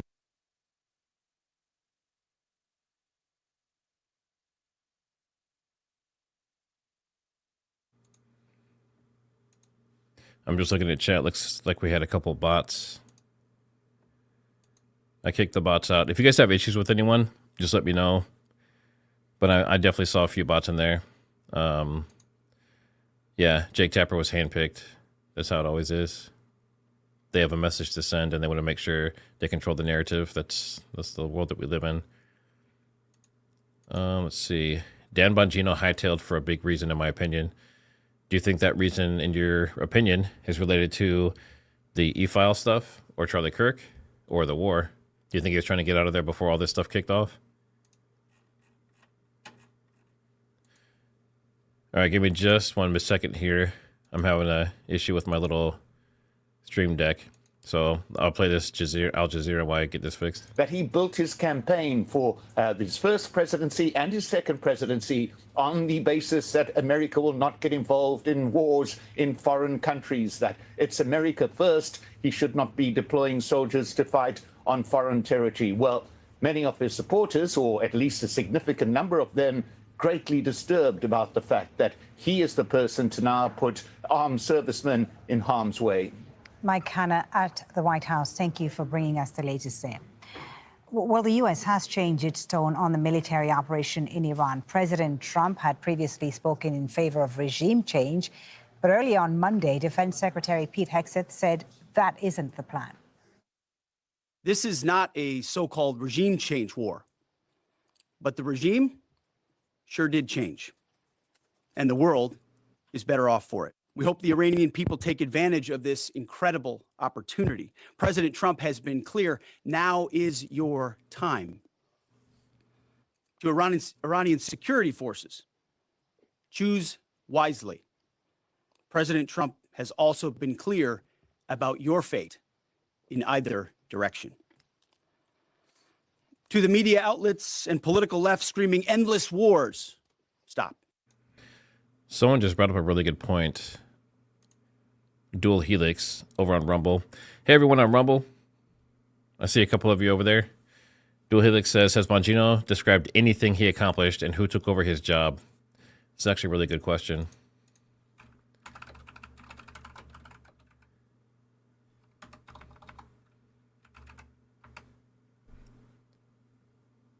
Let's see. Job. And actually, while that's going, what do you guys think about Dan Bongino back out and doing his podcast circuit? You big fans of that?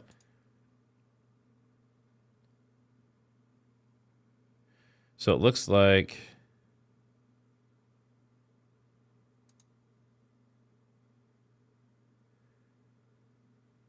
it's saying Andrew Bailey.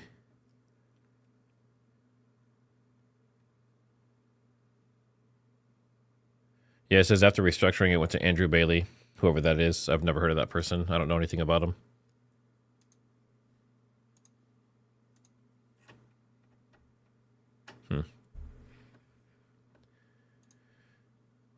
I just got up. All right.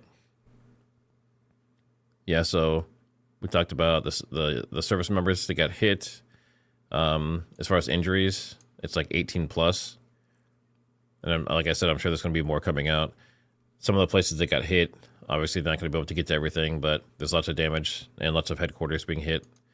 So I'm sure we will hear of more deaths coming up, and Trump told us we would. So this is showing the Planet Labs Airbus in Space and Defense. And this is showing the Fifth Fleet. This is over in Bahrain. And this is one of the areas that's been getting hit the most, even today as we speak. So that's before and after.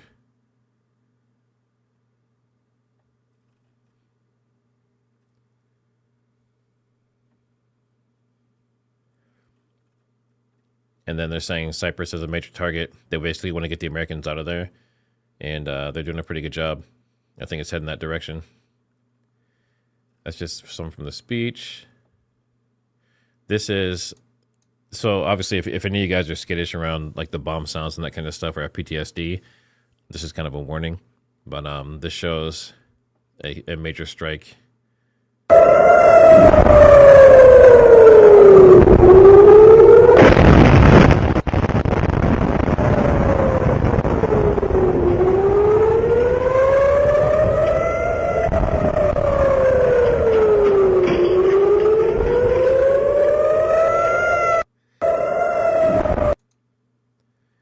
Yeah, you have to see Bongino's air karate. So this is the missile attack on Netanyahu's office, and this is where everyone was initially thinking that he was gone. So we saw some of this last night. Obviously, basically every emergency service available was all there on the same area. So, like I said, as of right now, all the sources I've seen says that he's still alive, and apparently he spoke after this. So not about this specific thing, but just in general. And this is the traffic decrease. So 70% decrease amid regional tensions. The number of vessels has dropped 70%. Iran is not officially closing the strait. That has changed. So this is from 2 hours ago. The other one we read just like in the last 20 minutes says they are officially closing it. And 150 tankers are still in there. You can see this is the real time at the time of them recording the traffic. And there's still a lot in there. So if they're going to start targeting these, especially U.S. and Israeli ones or allies, I mean, they're just sitting ducks. I'm assuming by saying it's closed, that means they're not letting people in or out.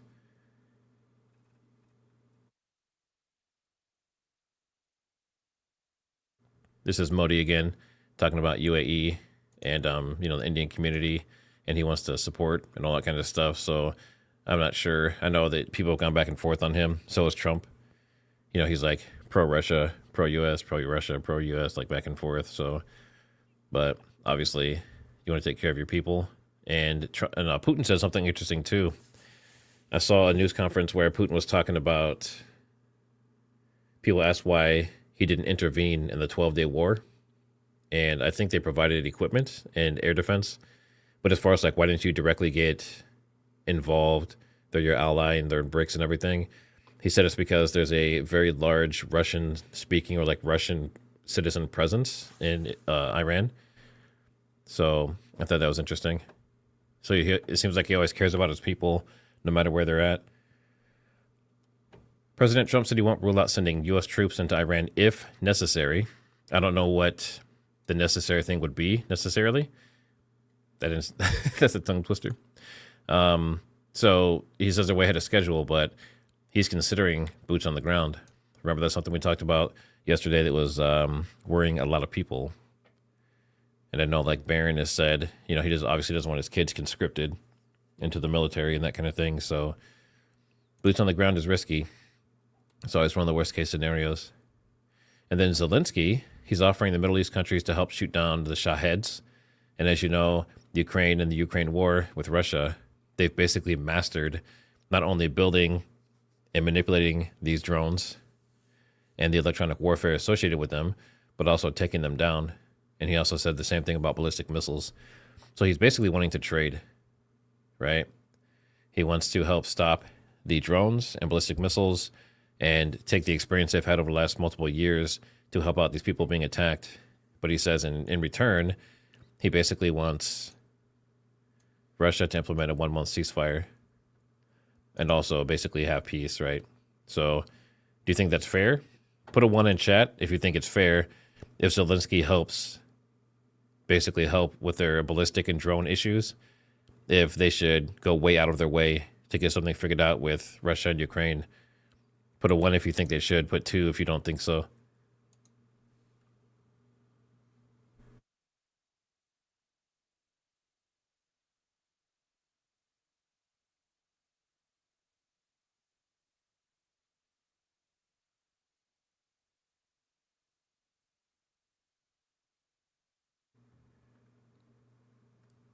Yeah, looks like a lot of 2s.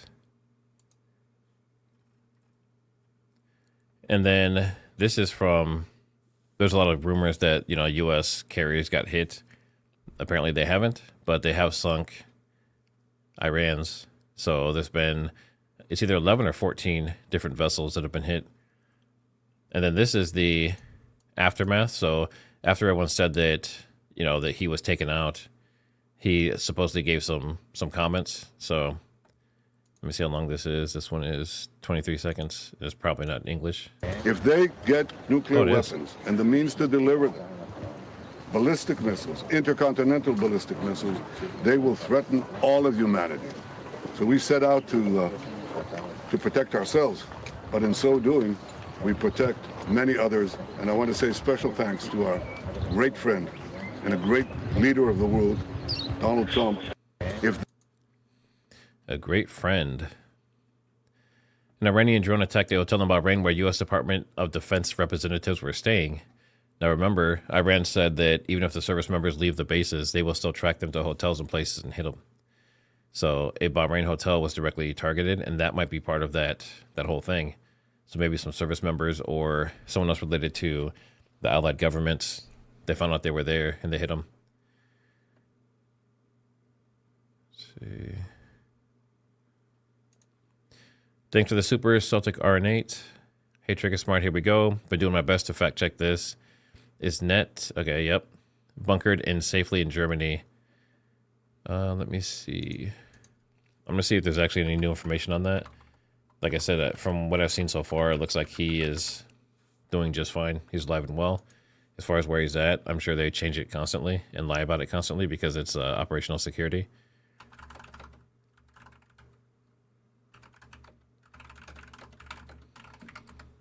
I'll let that work for a little bit and I'll come back to it when it's done. We saw the Jake Tapper. This is just more stuff happening at the base in Kuwait.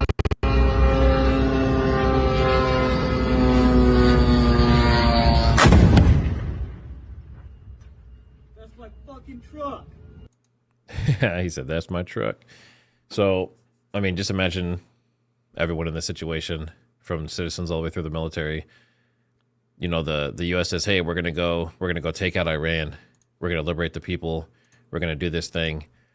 And then what actually ends up happening is they just get, carpet bombed with ballistic missiles and drones.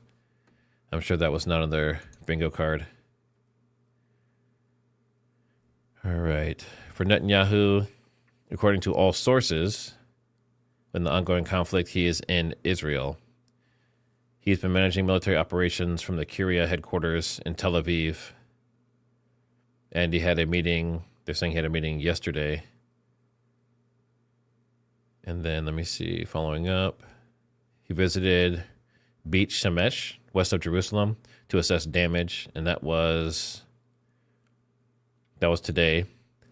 So it says he visited a site in Israel, in Jerusalem. And then the rumor suggested he went to Germany, but they've been debunked by officials. Official releases from his office confirming his presence in Israel. And yeah, that's all I can find. So it was debunked that he's in Germany, but it was debunked by his own administration. So take that for what it's worth.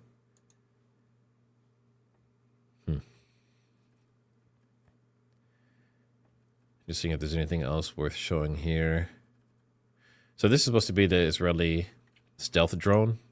So think of this like the B-2 bomber of drones. And it hasn't really been seen a lot. Obviously, it's a stealth drone.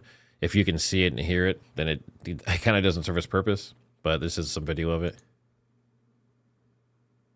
Looks just like a B-2.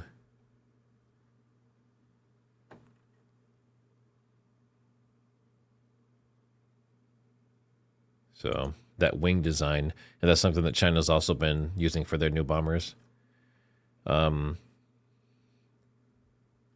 let's see. We talked about Cyprus. Telling people not to go on the streets anywhere. After hearing U.S. demands, Iran's Foreign Minister Abbas Araghchi began yelling at U.S. envoy Steve Witkoff during talks, according to a senior official cited by NBC. Witkoff was accompanied by Jared Kushner and others at the meeting. So Iran is yelling at our envoy, probably for good reason. We saw that. So Erdogan, he's saying, on behalf of my country and my nation, I extend my condolences to the people of Iran and pray for God's mercy upon our Iranian brothers who lost their lives in the attacks, especially the late Khamenei. So Turkey showing support. And then this is interesting. So that school, this is a really important point. So the girls' school, they're saying 160 plus, I've heard 175 girls were killed. And people were saying that it was like a false flag. Maybe they did it to themselves, or maybe an Israeli or U.S. bomb hit them. But this video here, this is one of the main girls who was happy about Iran, Khamenei getting taken out. She was actually like openly happy about it. So it was a positive thing. But she says, based on this video and some others like it, she's saying that, it could have been accidental, the bombing of the school, and it could have been done by the IRGC itself and not the U.S. or Israel. So this shows a bomb, or a missile, I should say, that's kind of out of control, and it spins out, and then it crashes in Iran.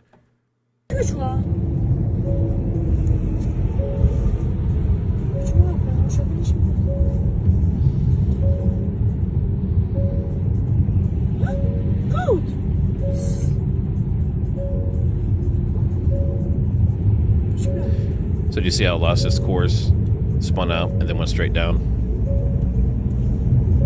So some people are thinking that school that got hit with those girls in it might have been a case of something like this.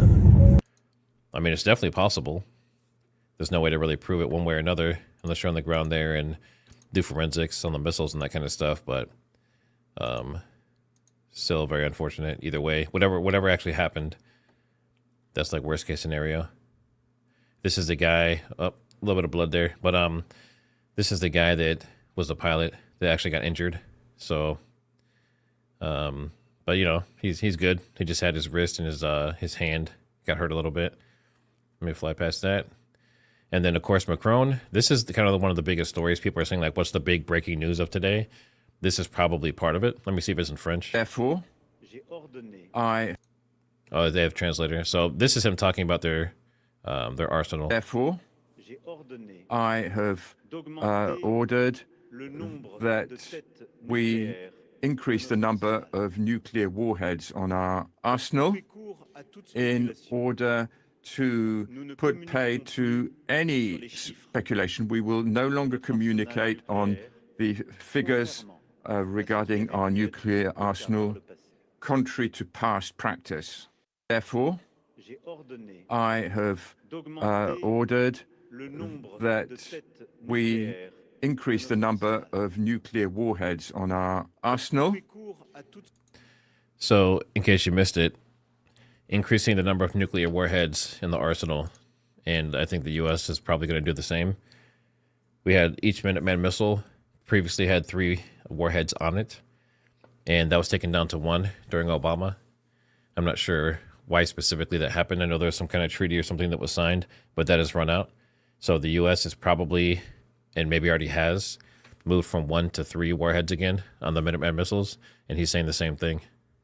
In order to put pay to any speculation, we will no longer communicate on the figures regarding our nuclear arsenal, contrary to past practice. Therefore, I have ordered that we increase.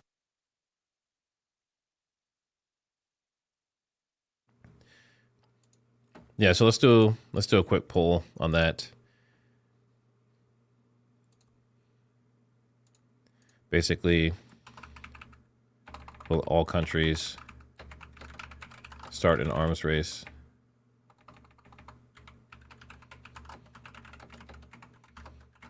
Technically, we're always in an arms race, but will this speed things up drastically?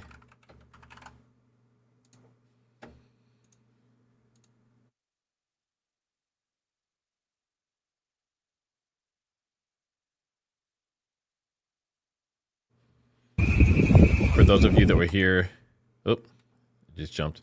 For those of you that were here last night, we went through and we watched some videos of hypersonic missiles, and we can do some more of that today too. But this one's really cool. So this actually catches it flying by, and you actually hear it like whistling as it hits its target and flies past. But this is really cool. Check this out.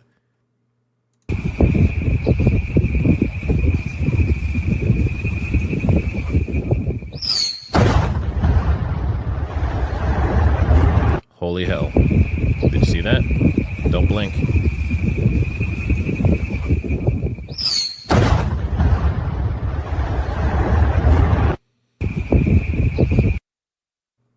Traveling faster than the sound barrier.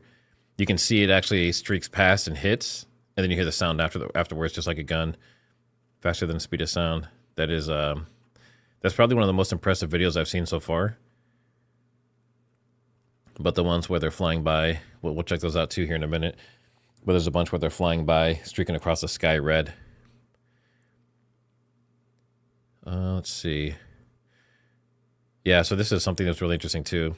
So there's a big disagreement between Pentagon and Trump, and apparently some of the high-ranking officials are trying to maybe resign and leave. This is from Washington Post. I haven't seen a follow-up on it yet, but there's enough people disagree with what is going on that they're considering resigning.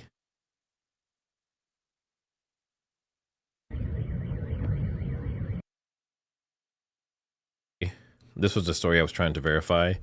I don't have 100% verification yet, but supposedly some nuclear sites have been hit. The Iraq nuclear reactor, but you know, we heard stories yesterday or last night, I should say, that Israel, that their facility got hit, and that wasn't true. So, but this is supposedly that reactor getting hit, or having already been hit.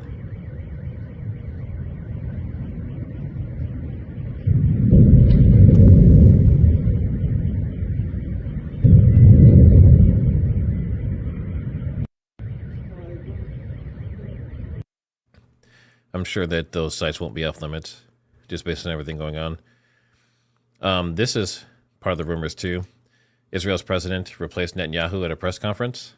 So, you know, this was around the same time that we'd seen all the other stuff happen with the all the police vehicles and emergency vehicles on the highway near his residence or his office.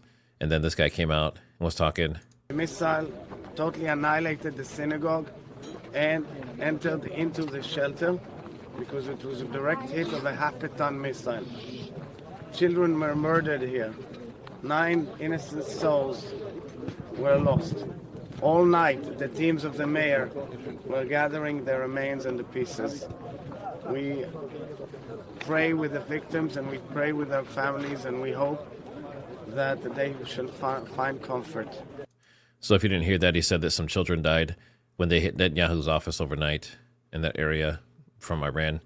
And the fact that he's delivering that and not Netanyahu is why people were kind of speculating that maybe Netanyahu was actually in the office and didn't make it.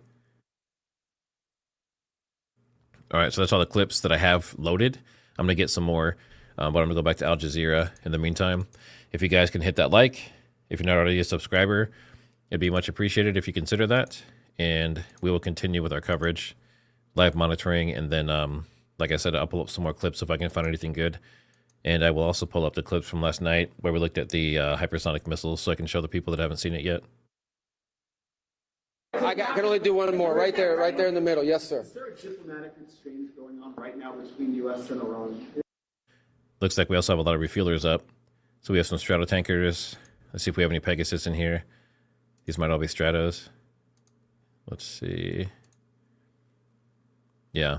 So these are all Stratotankers right now. And if you don't know what those are, they're refuelers.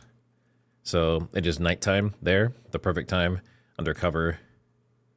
And a lot of times they're refueling. This one's the Airbus, but there's a lot of cargo going back and forth, and obviously fighter jets.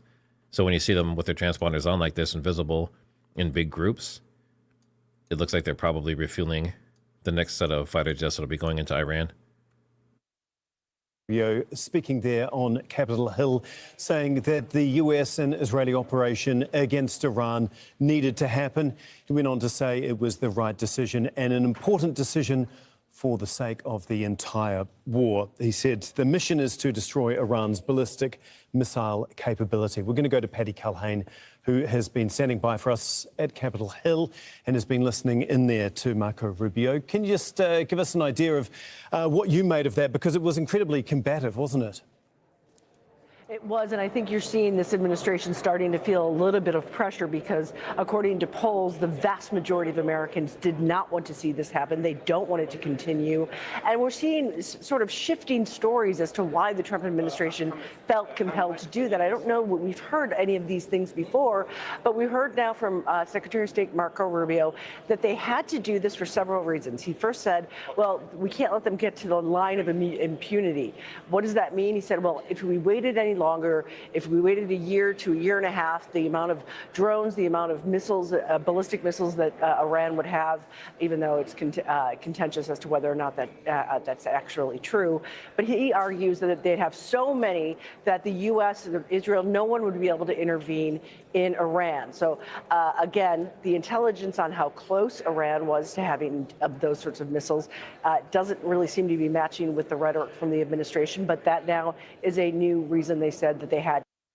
The other, and this again is a new line, is that they were convinced that if Israel acted, struck Iran, that the Iranians would strike U.S. assets in the region. So he's saying if we did that, then there'd be hearings about why we didn't prepare for that. So saying because Israel was going to strike Iran, that Iran they thought would hit back, that's why the U.S. had to get involved at the time that it did. Very interesting that he said that Iran has been hit hard, but that the worst is yet to come. We've heard that said, hinted at by U.S. President Donald Trump, but to have the Secretary of State come out and say, I'm not going to talk about operational details, but we're going to hit Iran much harder than we have already, that could be some posturing, trying to send a message to the Iranian regime. But he's now, when we talked about the ultimate objectives, because that's a question that they're been getting a lot. What is success? So the president had said earlier that he wanted to see regime change. Now they're saying the Navy decimated, so as well as ballistic missiles. Okay, thank you so much for that, Paddy. Paddy Culhane for us there on Capitol Hill. Well, it is 21 GMT, that is midnight here in Qatar, and you're watching Al Jazeera live from Doha. I'm Tom McRae with our continuing extensive coverage of the conflict between the US, Israel and Iran. Now, with air and drone strikes sweeping throughout the Middle East, Iran has added another twist.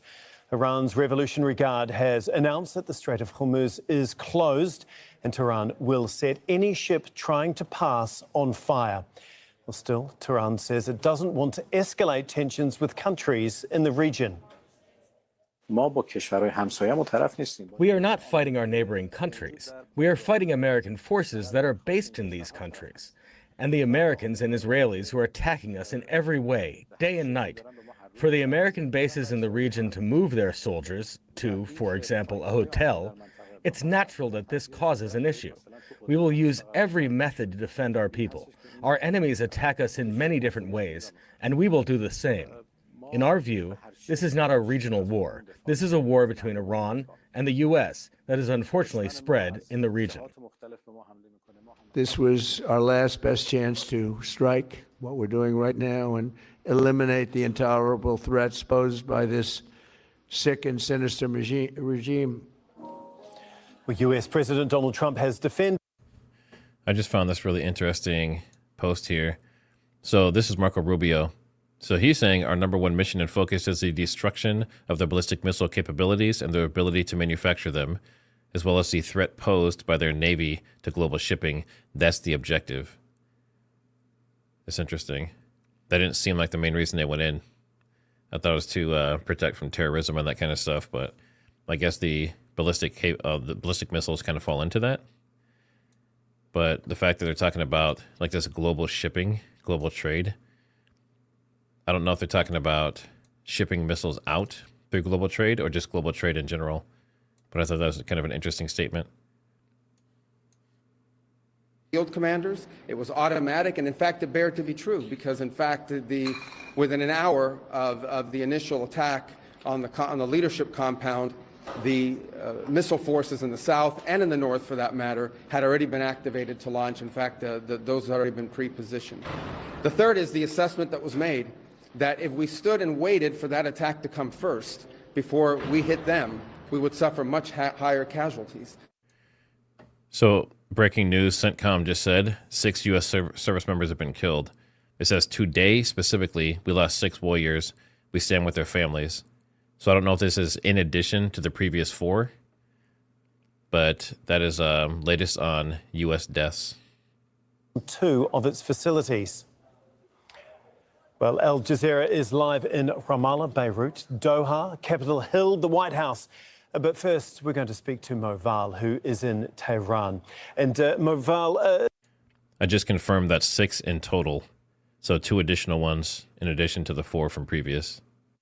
Of this move.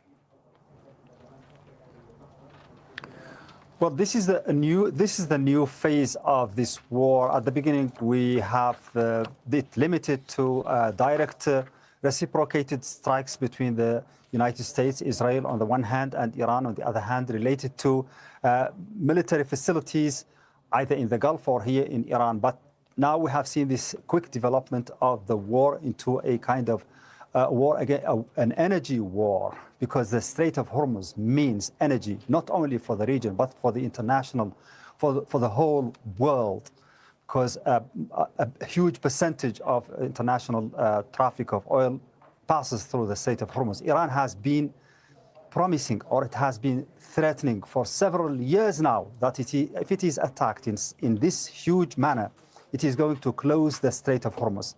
And that's a part of a... So I just found out too, let me verify this. So it looks like Netanyahu is going to be interviewed on Sean Hannity tonight at 9 p.m. It doesn't say Eastern, Central, whatever, but it sounds like this evening, which is in probably 6 hours or so, 5 or 6 hours, Netanyahu is supposed to be interviewed on Sean Hannity. So I'm not sure if I'll be live for that or not, but obviously he can't do an interview if he's dead. So if it's not pre-recorded, there's a pretty good chance that he was not hit in those strikes earlier. More and more costly to everyone. Okay. Mohammed, we heard from Abbas Araghchi, the Iranian foreign minister. He was giving an interview to, I believe, Iranian state television, basically restating that it's not attacking Gulf states, but the US bases that they house. Can you just run us through what else he had to say in regards to that argument? Well, Abbas Araghchi has reiterated that Iran has been stretching a hand for peace over the last several weeks and months, and that it has been for the second time attacked by the US and Israel when it was when there was a promising approach for the negotiations for peace, and that now the only choice that Iran has is to defend itself. And again, he has reassured or try to reassure the neighboring countries, particularly in the Gulf region, that there is no ill intent and there is no intent of aggression against those countries, and that they are not the target of these attacks, but rather it is the US bases and any facilities related to those bases. But when we look at the developments over the last 24 hours, we see that oil facilities in Saudi Arabia and in Qatar and in other countries have been attacked. How is that going to be? This is very interesting. So people always talk about the capabilities of Israel and Mossad and how they're basically like the top intelligence agency in the world. And we know that, I don't know if you heard this or not, but the president of Iran was saying that he basically put together a special intelligence group to watch Mossad in Israel, and then found out later that like 20 of the guys that he had there were Mossad agents, including the one who was actually leading it. But this just came out. Israel hacked nearly all Tehran traffic cameras for years, encrypting and streaming footage to servers in Israel, according to people familiar with the operation. The intelligence officials used algorithms to build detailed patterns of life profiles on the leadership. Being behind that attack in order to stoke fire and create more chaos and more international hatred against Iran. And it also said that they have intelligence information that Israel might be about to attack Al Fujairah port in the United Arab Emirates for the same purpose. So there is this conflicting situation, this confusing situation about who is behind some of the attacks, not all of them. Iran hasn't denied all the attacks that have taken place across the region and touched oil facilities, including the tankers in the Strait of Hormuz. But at least now they are saying that Israel is trying to complicate the situation further by attacking the most important facilities, particularly the one in Saudi Arabia. Okay, thank you for that update, Mohammed Val, for us there in Tehran. We're going to go to Mike Hanna, who is in Washington. So we have sirens are going off in Jordan, and there's more attacks right now in several cities across Jordan. And then we also have some more squadrons going into Iran, and that probably goes back to these refuelers. So they probably just finished refueling a bunch of those. Now the squadron's heading back that direction. And then there's been several Israeli airstrikes that hit Iranian ballistic missile launchers that were being ready to launch against Israel. So I think, like I was saying before, a big reason we're not hearing of any more missile alerts or drone alerts is because Israel is preemptively taking out their ability to launch attacks on them anyway. Obviously, they're still attacking other countries like Jordan right now. But it's very interesting. They've basically figured out where those launchers were.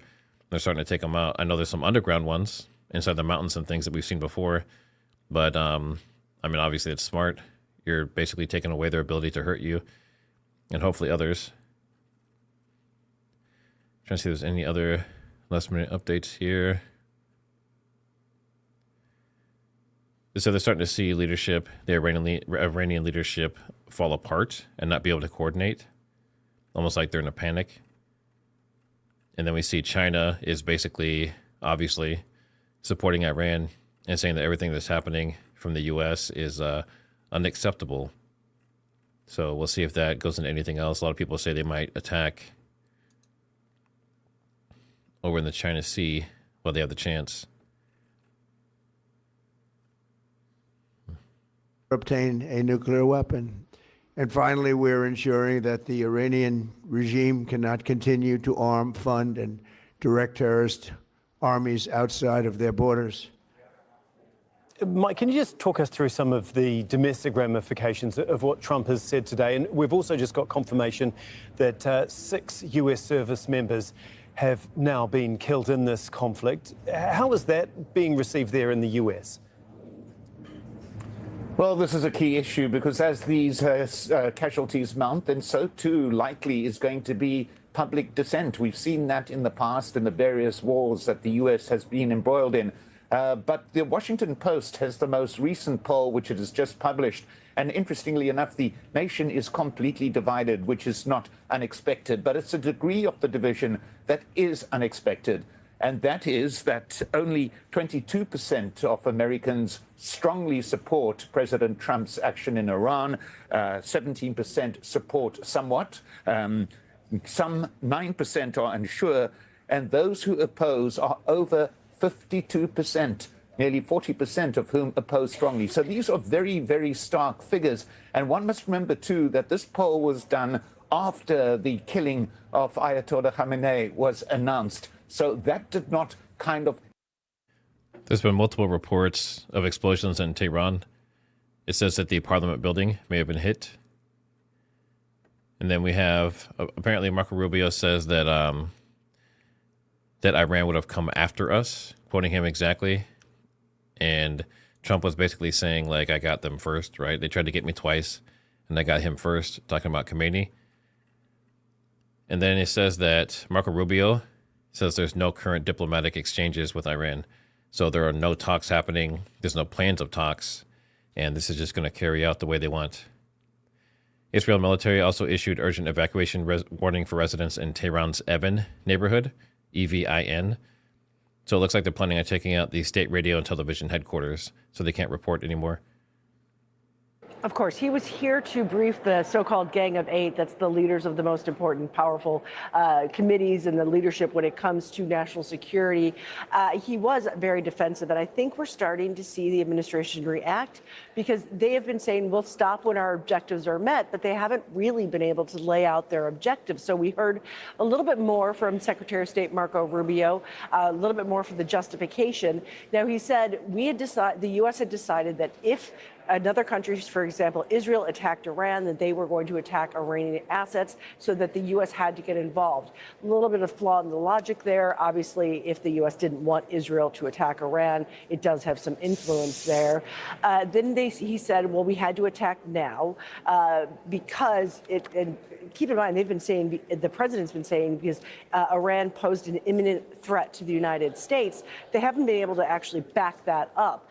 So what he's saying now is that because Iran is weak, in a year and a half, they would have crossed this line of impunity, basically, that they would have had so many ballistic missiles and so many drones that the U.S. or Israel would not have been able to attack Iran. Again, intelligence very not clear that is in fact would have been the case in a year to year and a half.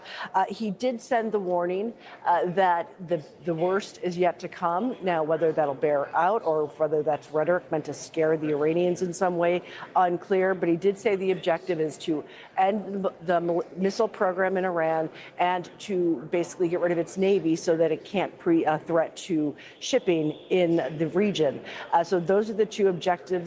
He was asked about, well, what about a new government? He said, that'd be great, that we're hoping the Iranian people do that, but trying to downplay the idea that this was about regime change. That's been a shift because the president himself basically said it was about regime change. And what now we're hearing from the Secretary of Defense, Marco Rubio, saying that that really wasn't the goal. It'd be great, but it's not the goal. One thing he did talk about, and the reason we're here on the Hill, is we expect this week the House and Senate will take up a bill that basically says the president has to stop his actions in Iran because under the War Powers Resolution Act, he gets 60 to 90 days. Then he has to get approval from Congress. Marco Rubio said no president has ever believed the constitutionality of that, but it is in fact the law. So he says, go ahead and vote. What the administration clearly believes is that even if it does pass the House and the Senate, the president's going to veto this, and they wouldn't have the numbers to override the veto. But he'll be back here on the Hill in about 24 hours, briefing all the members of the House and the Senate. And we'll get a clearer picture after that where the vote might land. Okay, thank you so much, Patty. Patty Culhane for us there at Capitol Hill. Well, for a third day, Iran has continued its attacks right across the region. US bases, ports and energy facilities have been targeted. Mikulsum Sharif reports. Iran has continued to attack several areas right across the Gulf. Energy facilities have come under attack. Now, these are the energy facilities that have taken a hit. We've seen an oil refinery in Kuwait, one in Saudi Arabia. We've seen oil ports in Oman, the UAE, and facilities in Qatar that have taken a hit. Here's a look at what's happened in Saudi Arabia. An Iranian drone was intercepted at a major oil refinery. The concern is the falling debris and the damage that it can. Looks like northern Israel has some incoming UAV drones. I'm trying to find the exact region. Fahmit and Jerdyke for Idmit, Arab al-Aramesh. So it looks like some drones are still coming in. Like I said, I haven't seen ballistic missile launches because I think they're kind of taking away their ability to do that, but there's definitely still some drone activity going on. Stop complete production of liquefied natural gas and other products because of these attacks. Now, this is important because it can have global ramifications when it comes to gas supplies.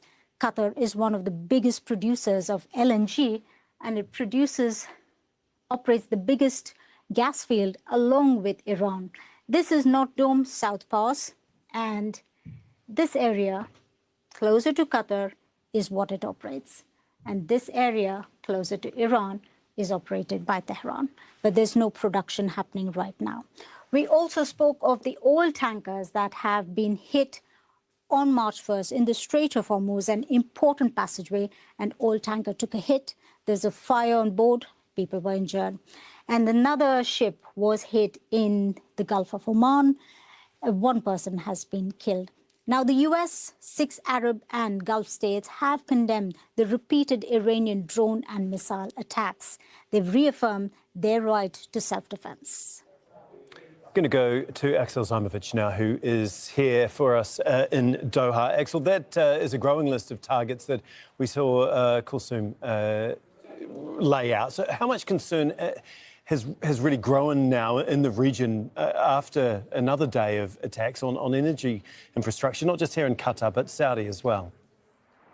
Tom, it's quite concerning because we're talking about an energy region under attack now. 2 separate attacks, 2 different countries, Qatar and Saudi Arabia. Kulsum already explained what happened in Qatar, and Qatar stopped producing liquefied natural gas. And right after that announcement, we've seen the energy prices surging across Europe and Asia. And that's really significant to know this one. Across the border in Saudi Arabia, domestic refineries also shutting down some of the units because of the Iranian attacks. But what's really unsettling here is the question, what's next? What's going to be targeted next? Because if Iran is willing to target Qatar's LNG facility and Saudi Arabia's oil facility, so the calculation here has changed because we're talking about the region that supplies a significant portion of the world's energy. Qatar is the largest LNG producer in the world, and it feeds that gas into European homes, global markets, global supply. It looks like there's some breaking news coming out. Obviously, they said they closed the Strait of Hormuz officially. The number of tanker vessels that have reported been hit or on fire, I'm not sure exactly, has climbed to 6. And it shows these here. So they are, I don't know if they're not sinking them, maybe, but they're hitting them with missiles or starting fires on them. And I hope that doesn't continue. I hope they're not just like taking out their aggression on these ships that are sitting there.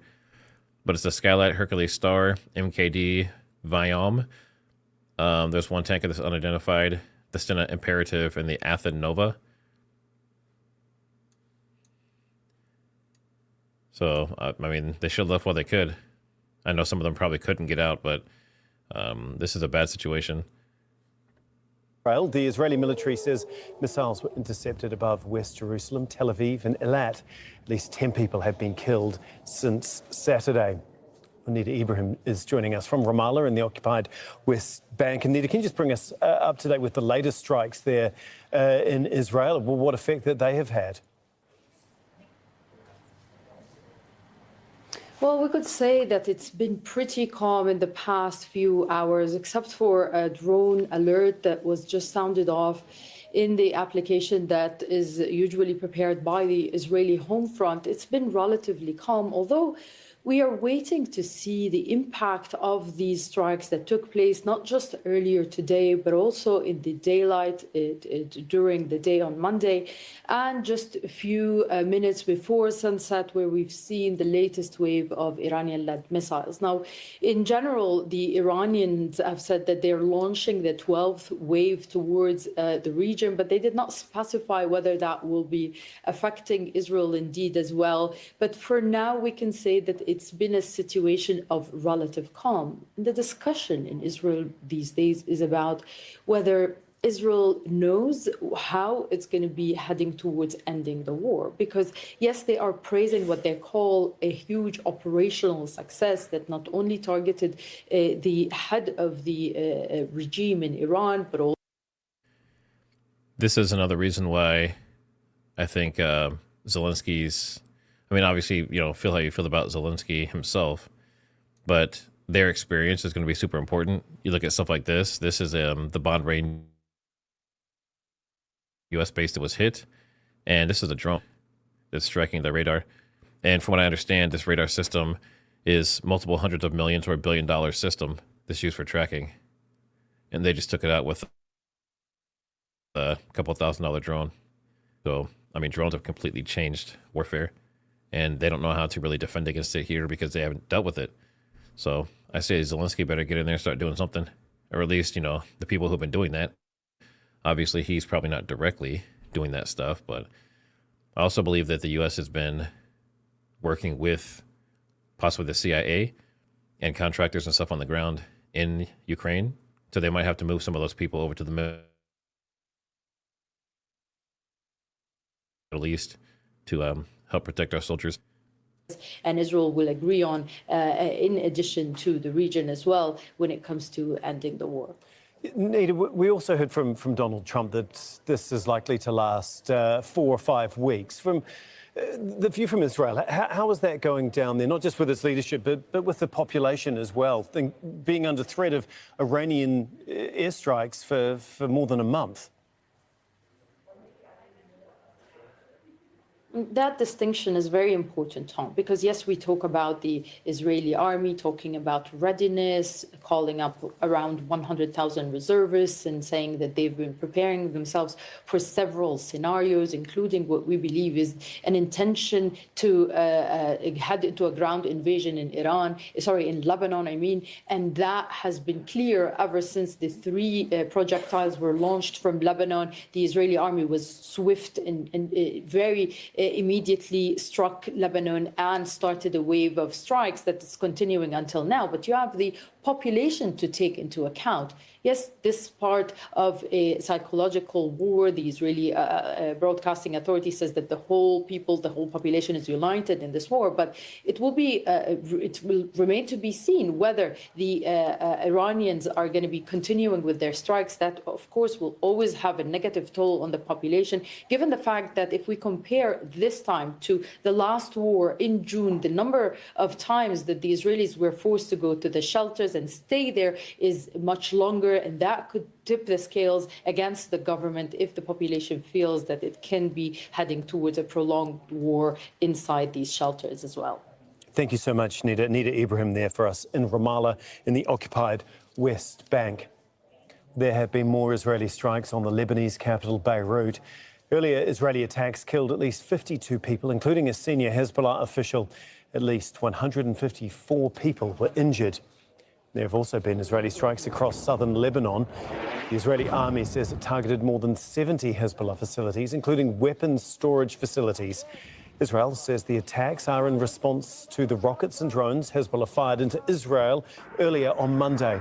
Well, the group says its attack was in response to the assassination of Iran's supreme leader, Ayatollah Ali Khamenei, after the strikes. Lebanon's Prime Minister Nawaf Salam says he has banned all Hezbollah military and security activities.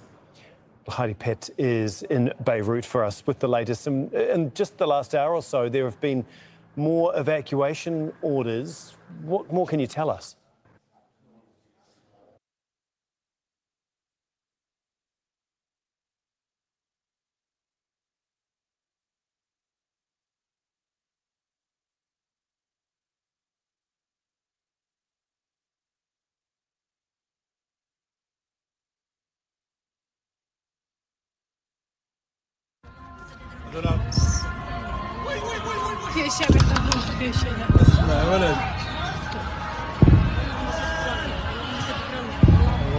Dozens of missiles coming in, and air defense is hitting maybe like 1 out of 20, 1 out of 30. I mean, imagine that coming down on you. We're just seeing it.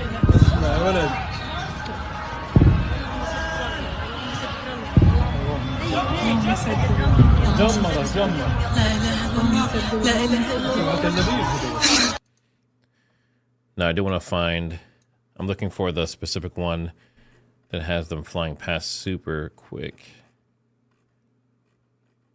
They just look like red streaks going across the sky.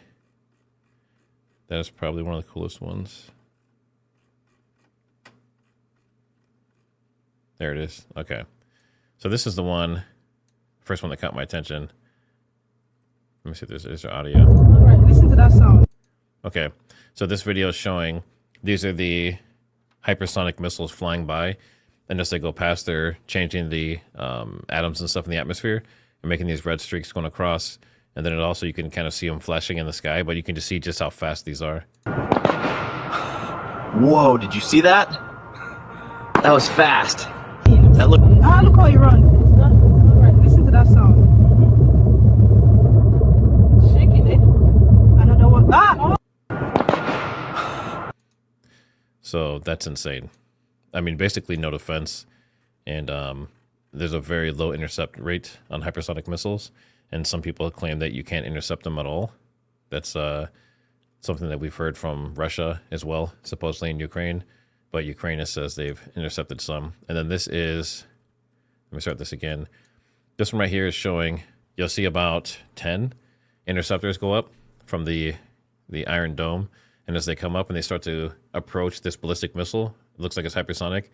Last second, you just see it just burst in speed, just fly past them. They can't even keep up with it.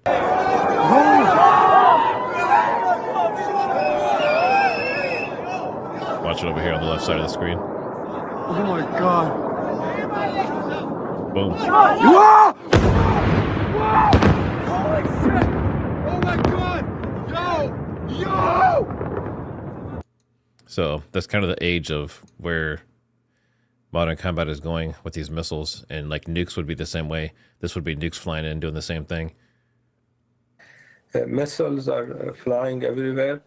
It would not be a good idea for ships to pass through. And the suggestion is that the ships should avoid this war zone until we have a normal situation. So this is a statement saying, asking ships not to go through. In the last, less than 24 hours, we've seen Iranian attacks on Qatari gas and Saudi oil facilities, many saying that this could potentially be the start of the worst energy crisis the world's seen in decades. That's a deliberate action, isn't it, by Iran to do this, to try and put pressure on these countries, to then put pressure on the United States to stop this conflict? You know, the consensus here among military sources, intelligence sources, is that these attacks on in Qatar, in Saudi Arabia, in these areas, are actually done by the Israelis. The Israelis have managed to fight Iran using American soldiers. They want to use Qatari soldiers, Saudi soldiers to join in. Iran has been hitting U.S. military bases and a few other things. For example, the U.S. government evacuated some of these bases, and they have used hotels in these countries to house these military personnel. That becomes a legitimate military target. But those hotels, CIA headquarters. How can you say that those are legitimate targets when clearly they are civilian hotels? There are civilians working and staying there. The information that we have is that because of security reasons, the hotels that are being used by the U.S. military have moved the civilian guests to other hotels.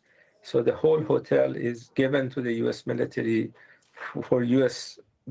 soldiers to be housed there while this war is continuing, because they don't want to have them in U.S. bases. If that is the case, which normally that's how it works, you wouldn't have U.S. soldiers next to families, in a hotel. If that is the case, which is the logical way of doing it, then that becomes a legitimate military target because that's where U.S. soldiers are. Iran is supposed to kill enough U.S. soldiers, so the U.S. Thinks twice before attacking Iran again.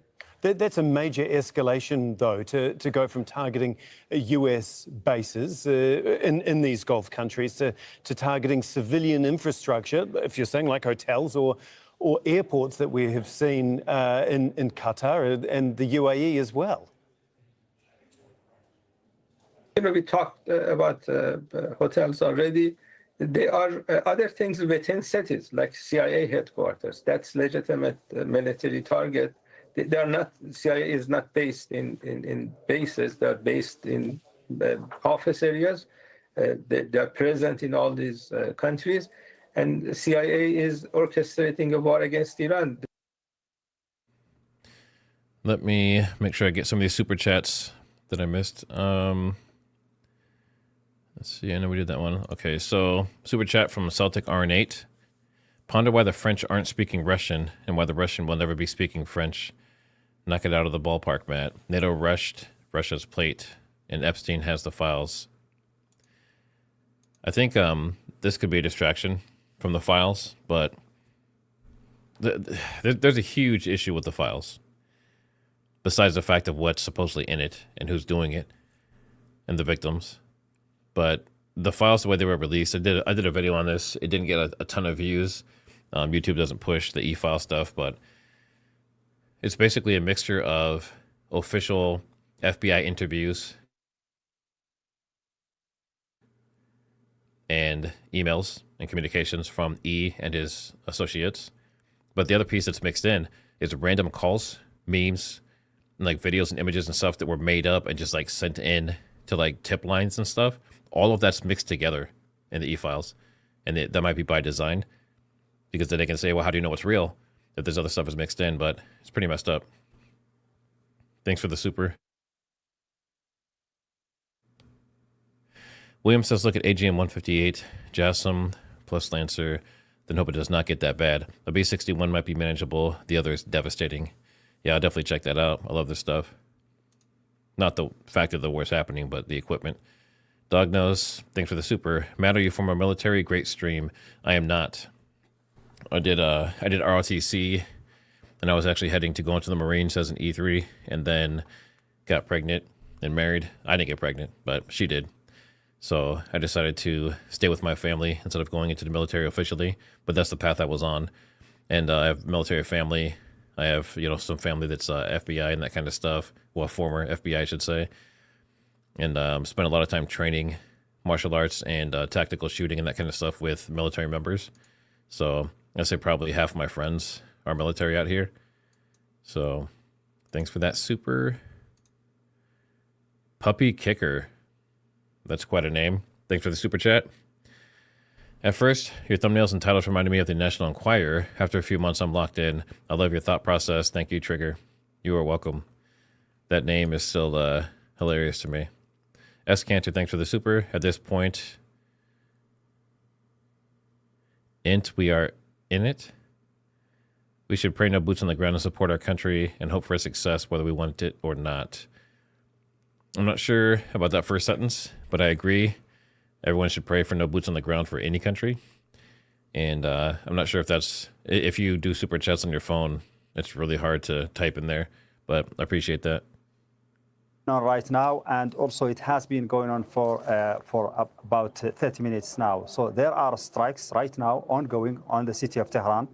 As we speak, we have heard a number of loud explosions over the last hour or so, and the latest was like just half a minute ago. We don't know the location so far. We don't know the target so far, but the Israeli army has also issued a warning and an order of evacuation to people in the district of Evin, which is to the north of the city. That was just a little while ago.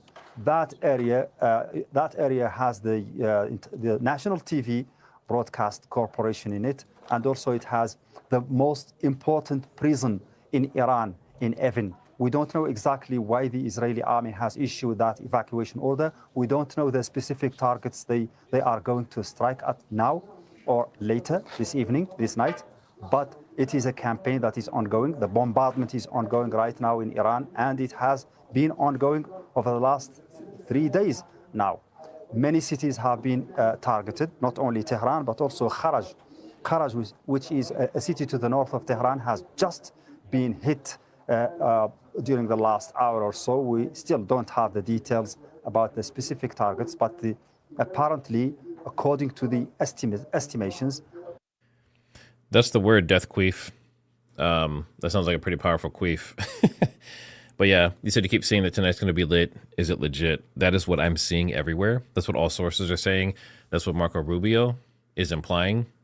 And some other military commanders have said something similar, like we're only using a very small amount of our power. So I think we're going to see things ramp up. And we've seen some Lancers and some B-2 bombers and some other things that are being moved. So we might see something pick up tonight. Tell us about what he said. Yeah, that's right. Iran's ambassador to the United Nations came here to the UN Security Council stakeout, where he gave a statement and answered one brief question. That one question was to him, what is the rationale by Iran striking its regional neighbors? And the ambassador said, we are not striking or attacking our neighboring countries. We are defending ourselves, targeting the facilities, bases, and assets of the United States in the region. That continues to be the official line from Iran. This is a little bit more of what the Iranian ambassador had to say. Iran does not seek war. Iran does not seek escalation, but Iran will not surrender its sovereignty.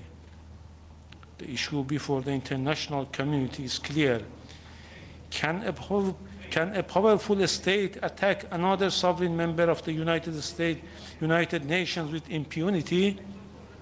If the answer is yes, then the charter is meaningless.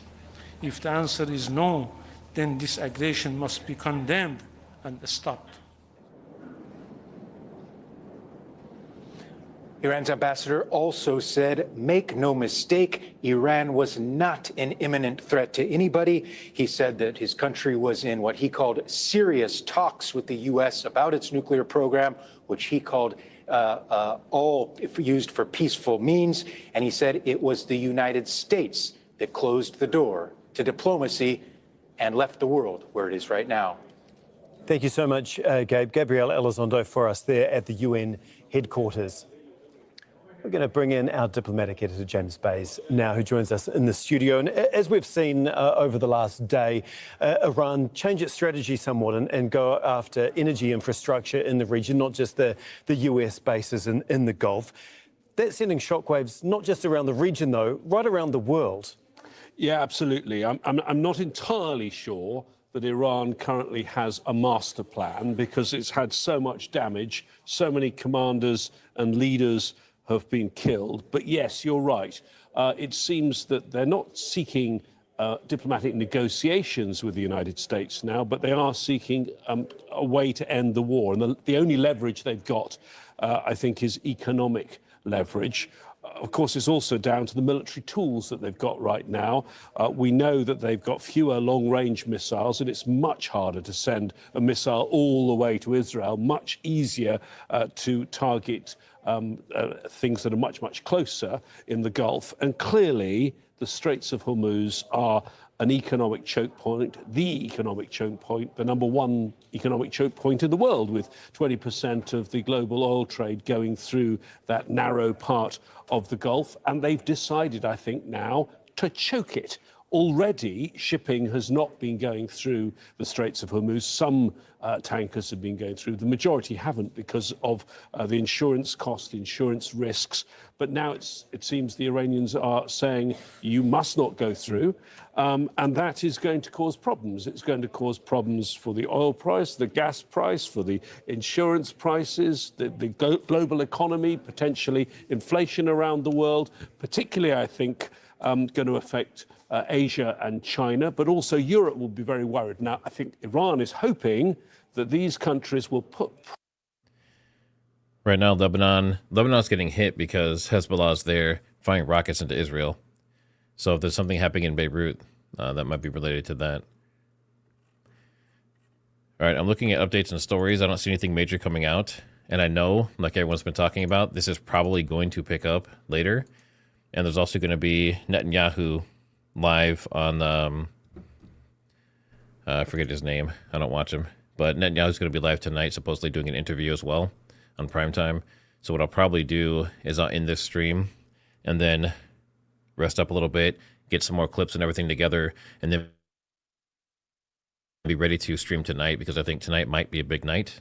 But anyone can look at Flight Radar, correct? Yeah, if you go to flightradar24.com, then you can monitor this stuff. Same with worldmonitor.app and Pentagon Pizza, Rocket Alerts. I mean, all these sites are open source and ready for anyone. Yeah, Hannity. There we go. Thanks, Roy. So tonight, Netanyahu's going to be on Hannity, Sean Hannity, and then there's supposed to be some big attack. There's supposed to be some, ramping things up tonight, supposedly, according to the U.S. So what I'll do is I'll go ahead and cut this off, and then I'll plan to be on later. And in the meantime, I don't see a lot of other people live. Like, I don't see Agenda Free TV, anyone, but I think they have the same idea. I think they're thinking it's going to be big tonight. So I will see you all later this evening. I appreciate, again, everyone's super chats. Yep, I got to all those. Thanks, mods. And thanks, everyone, for watching. And we will see you here shortly. Stay safe.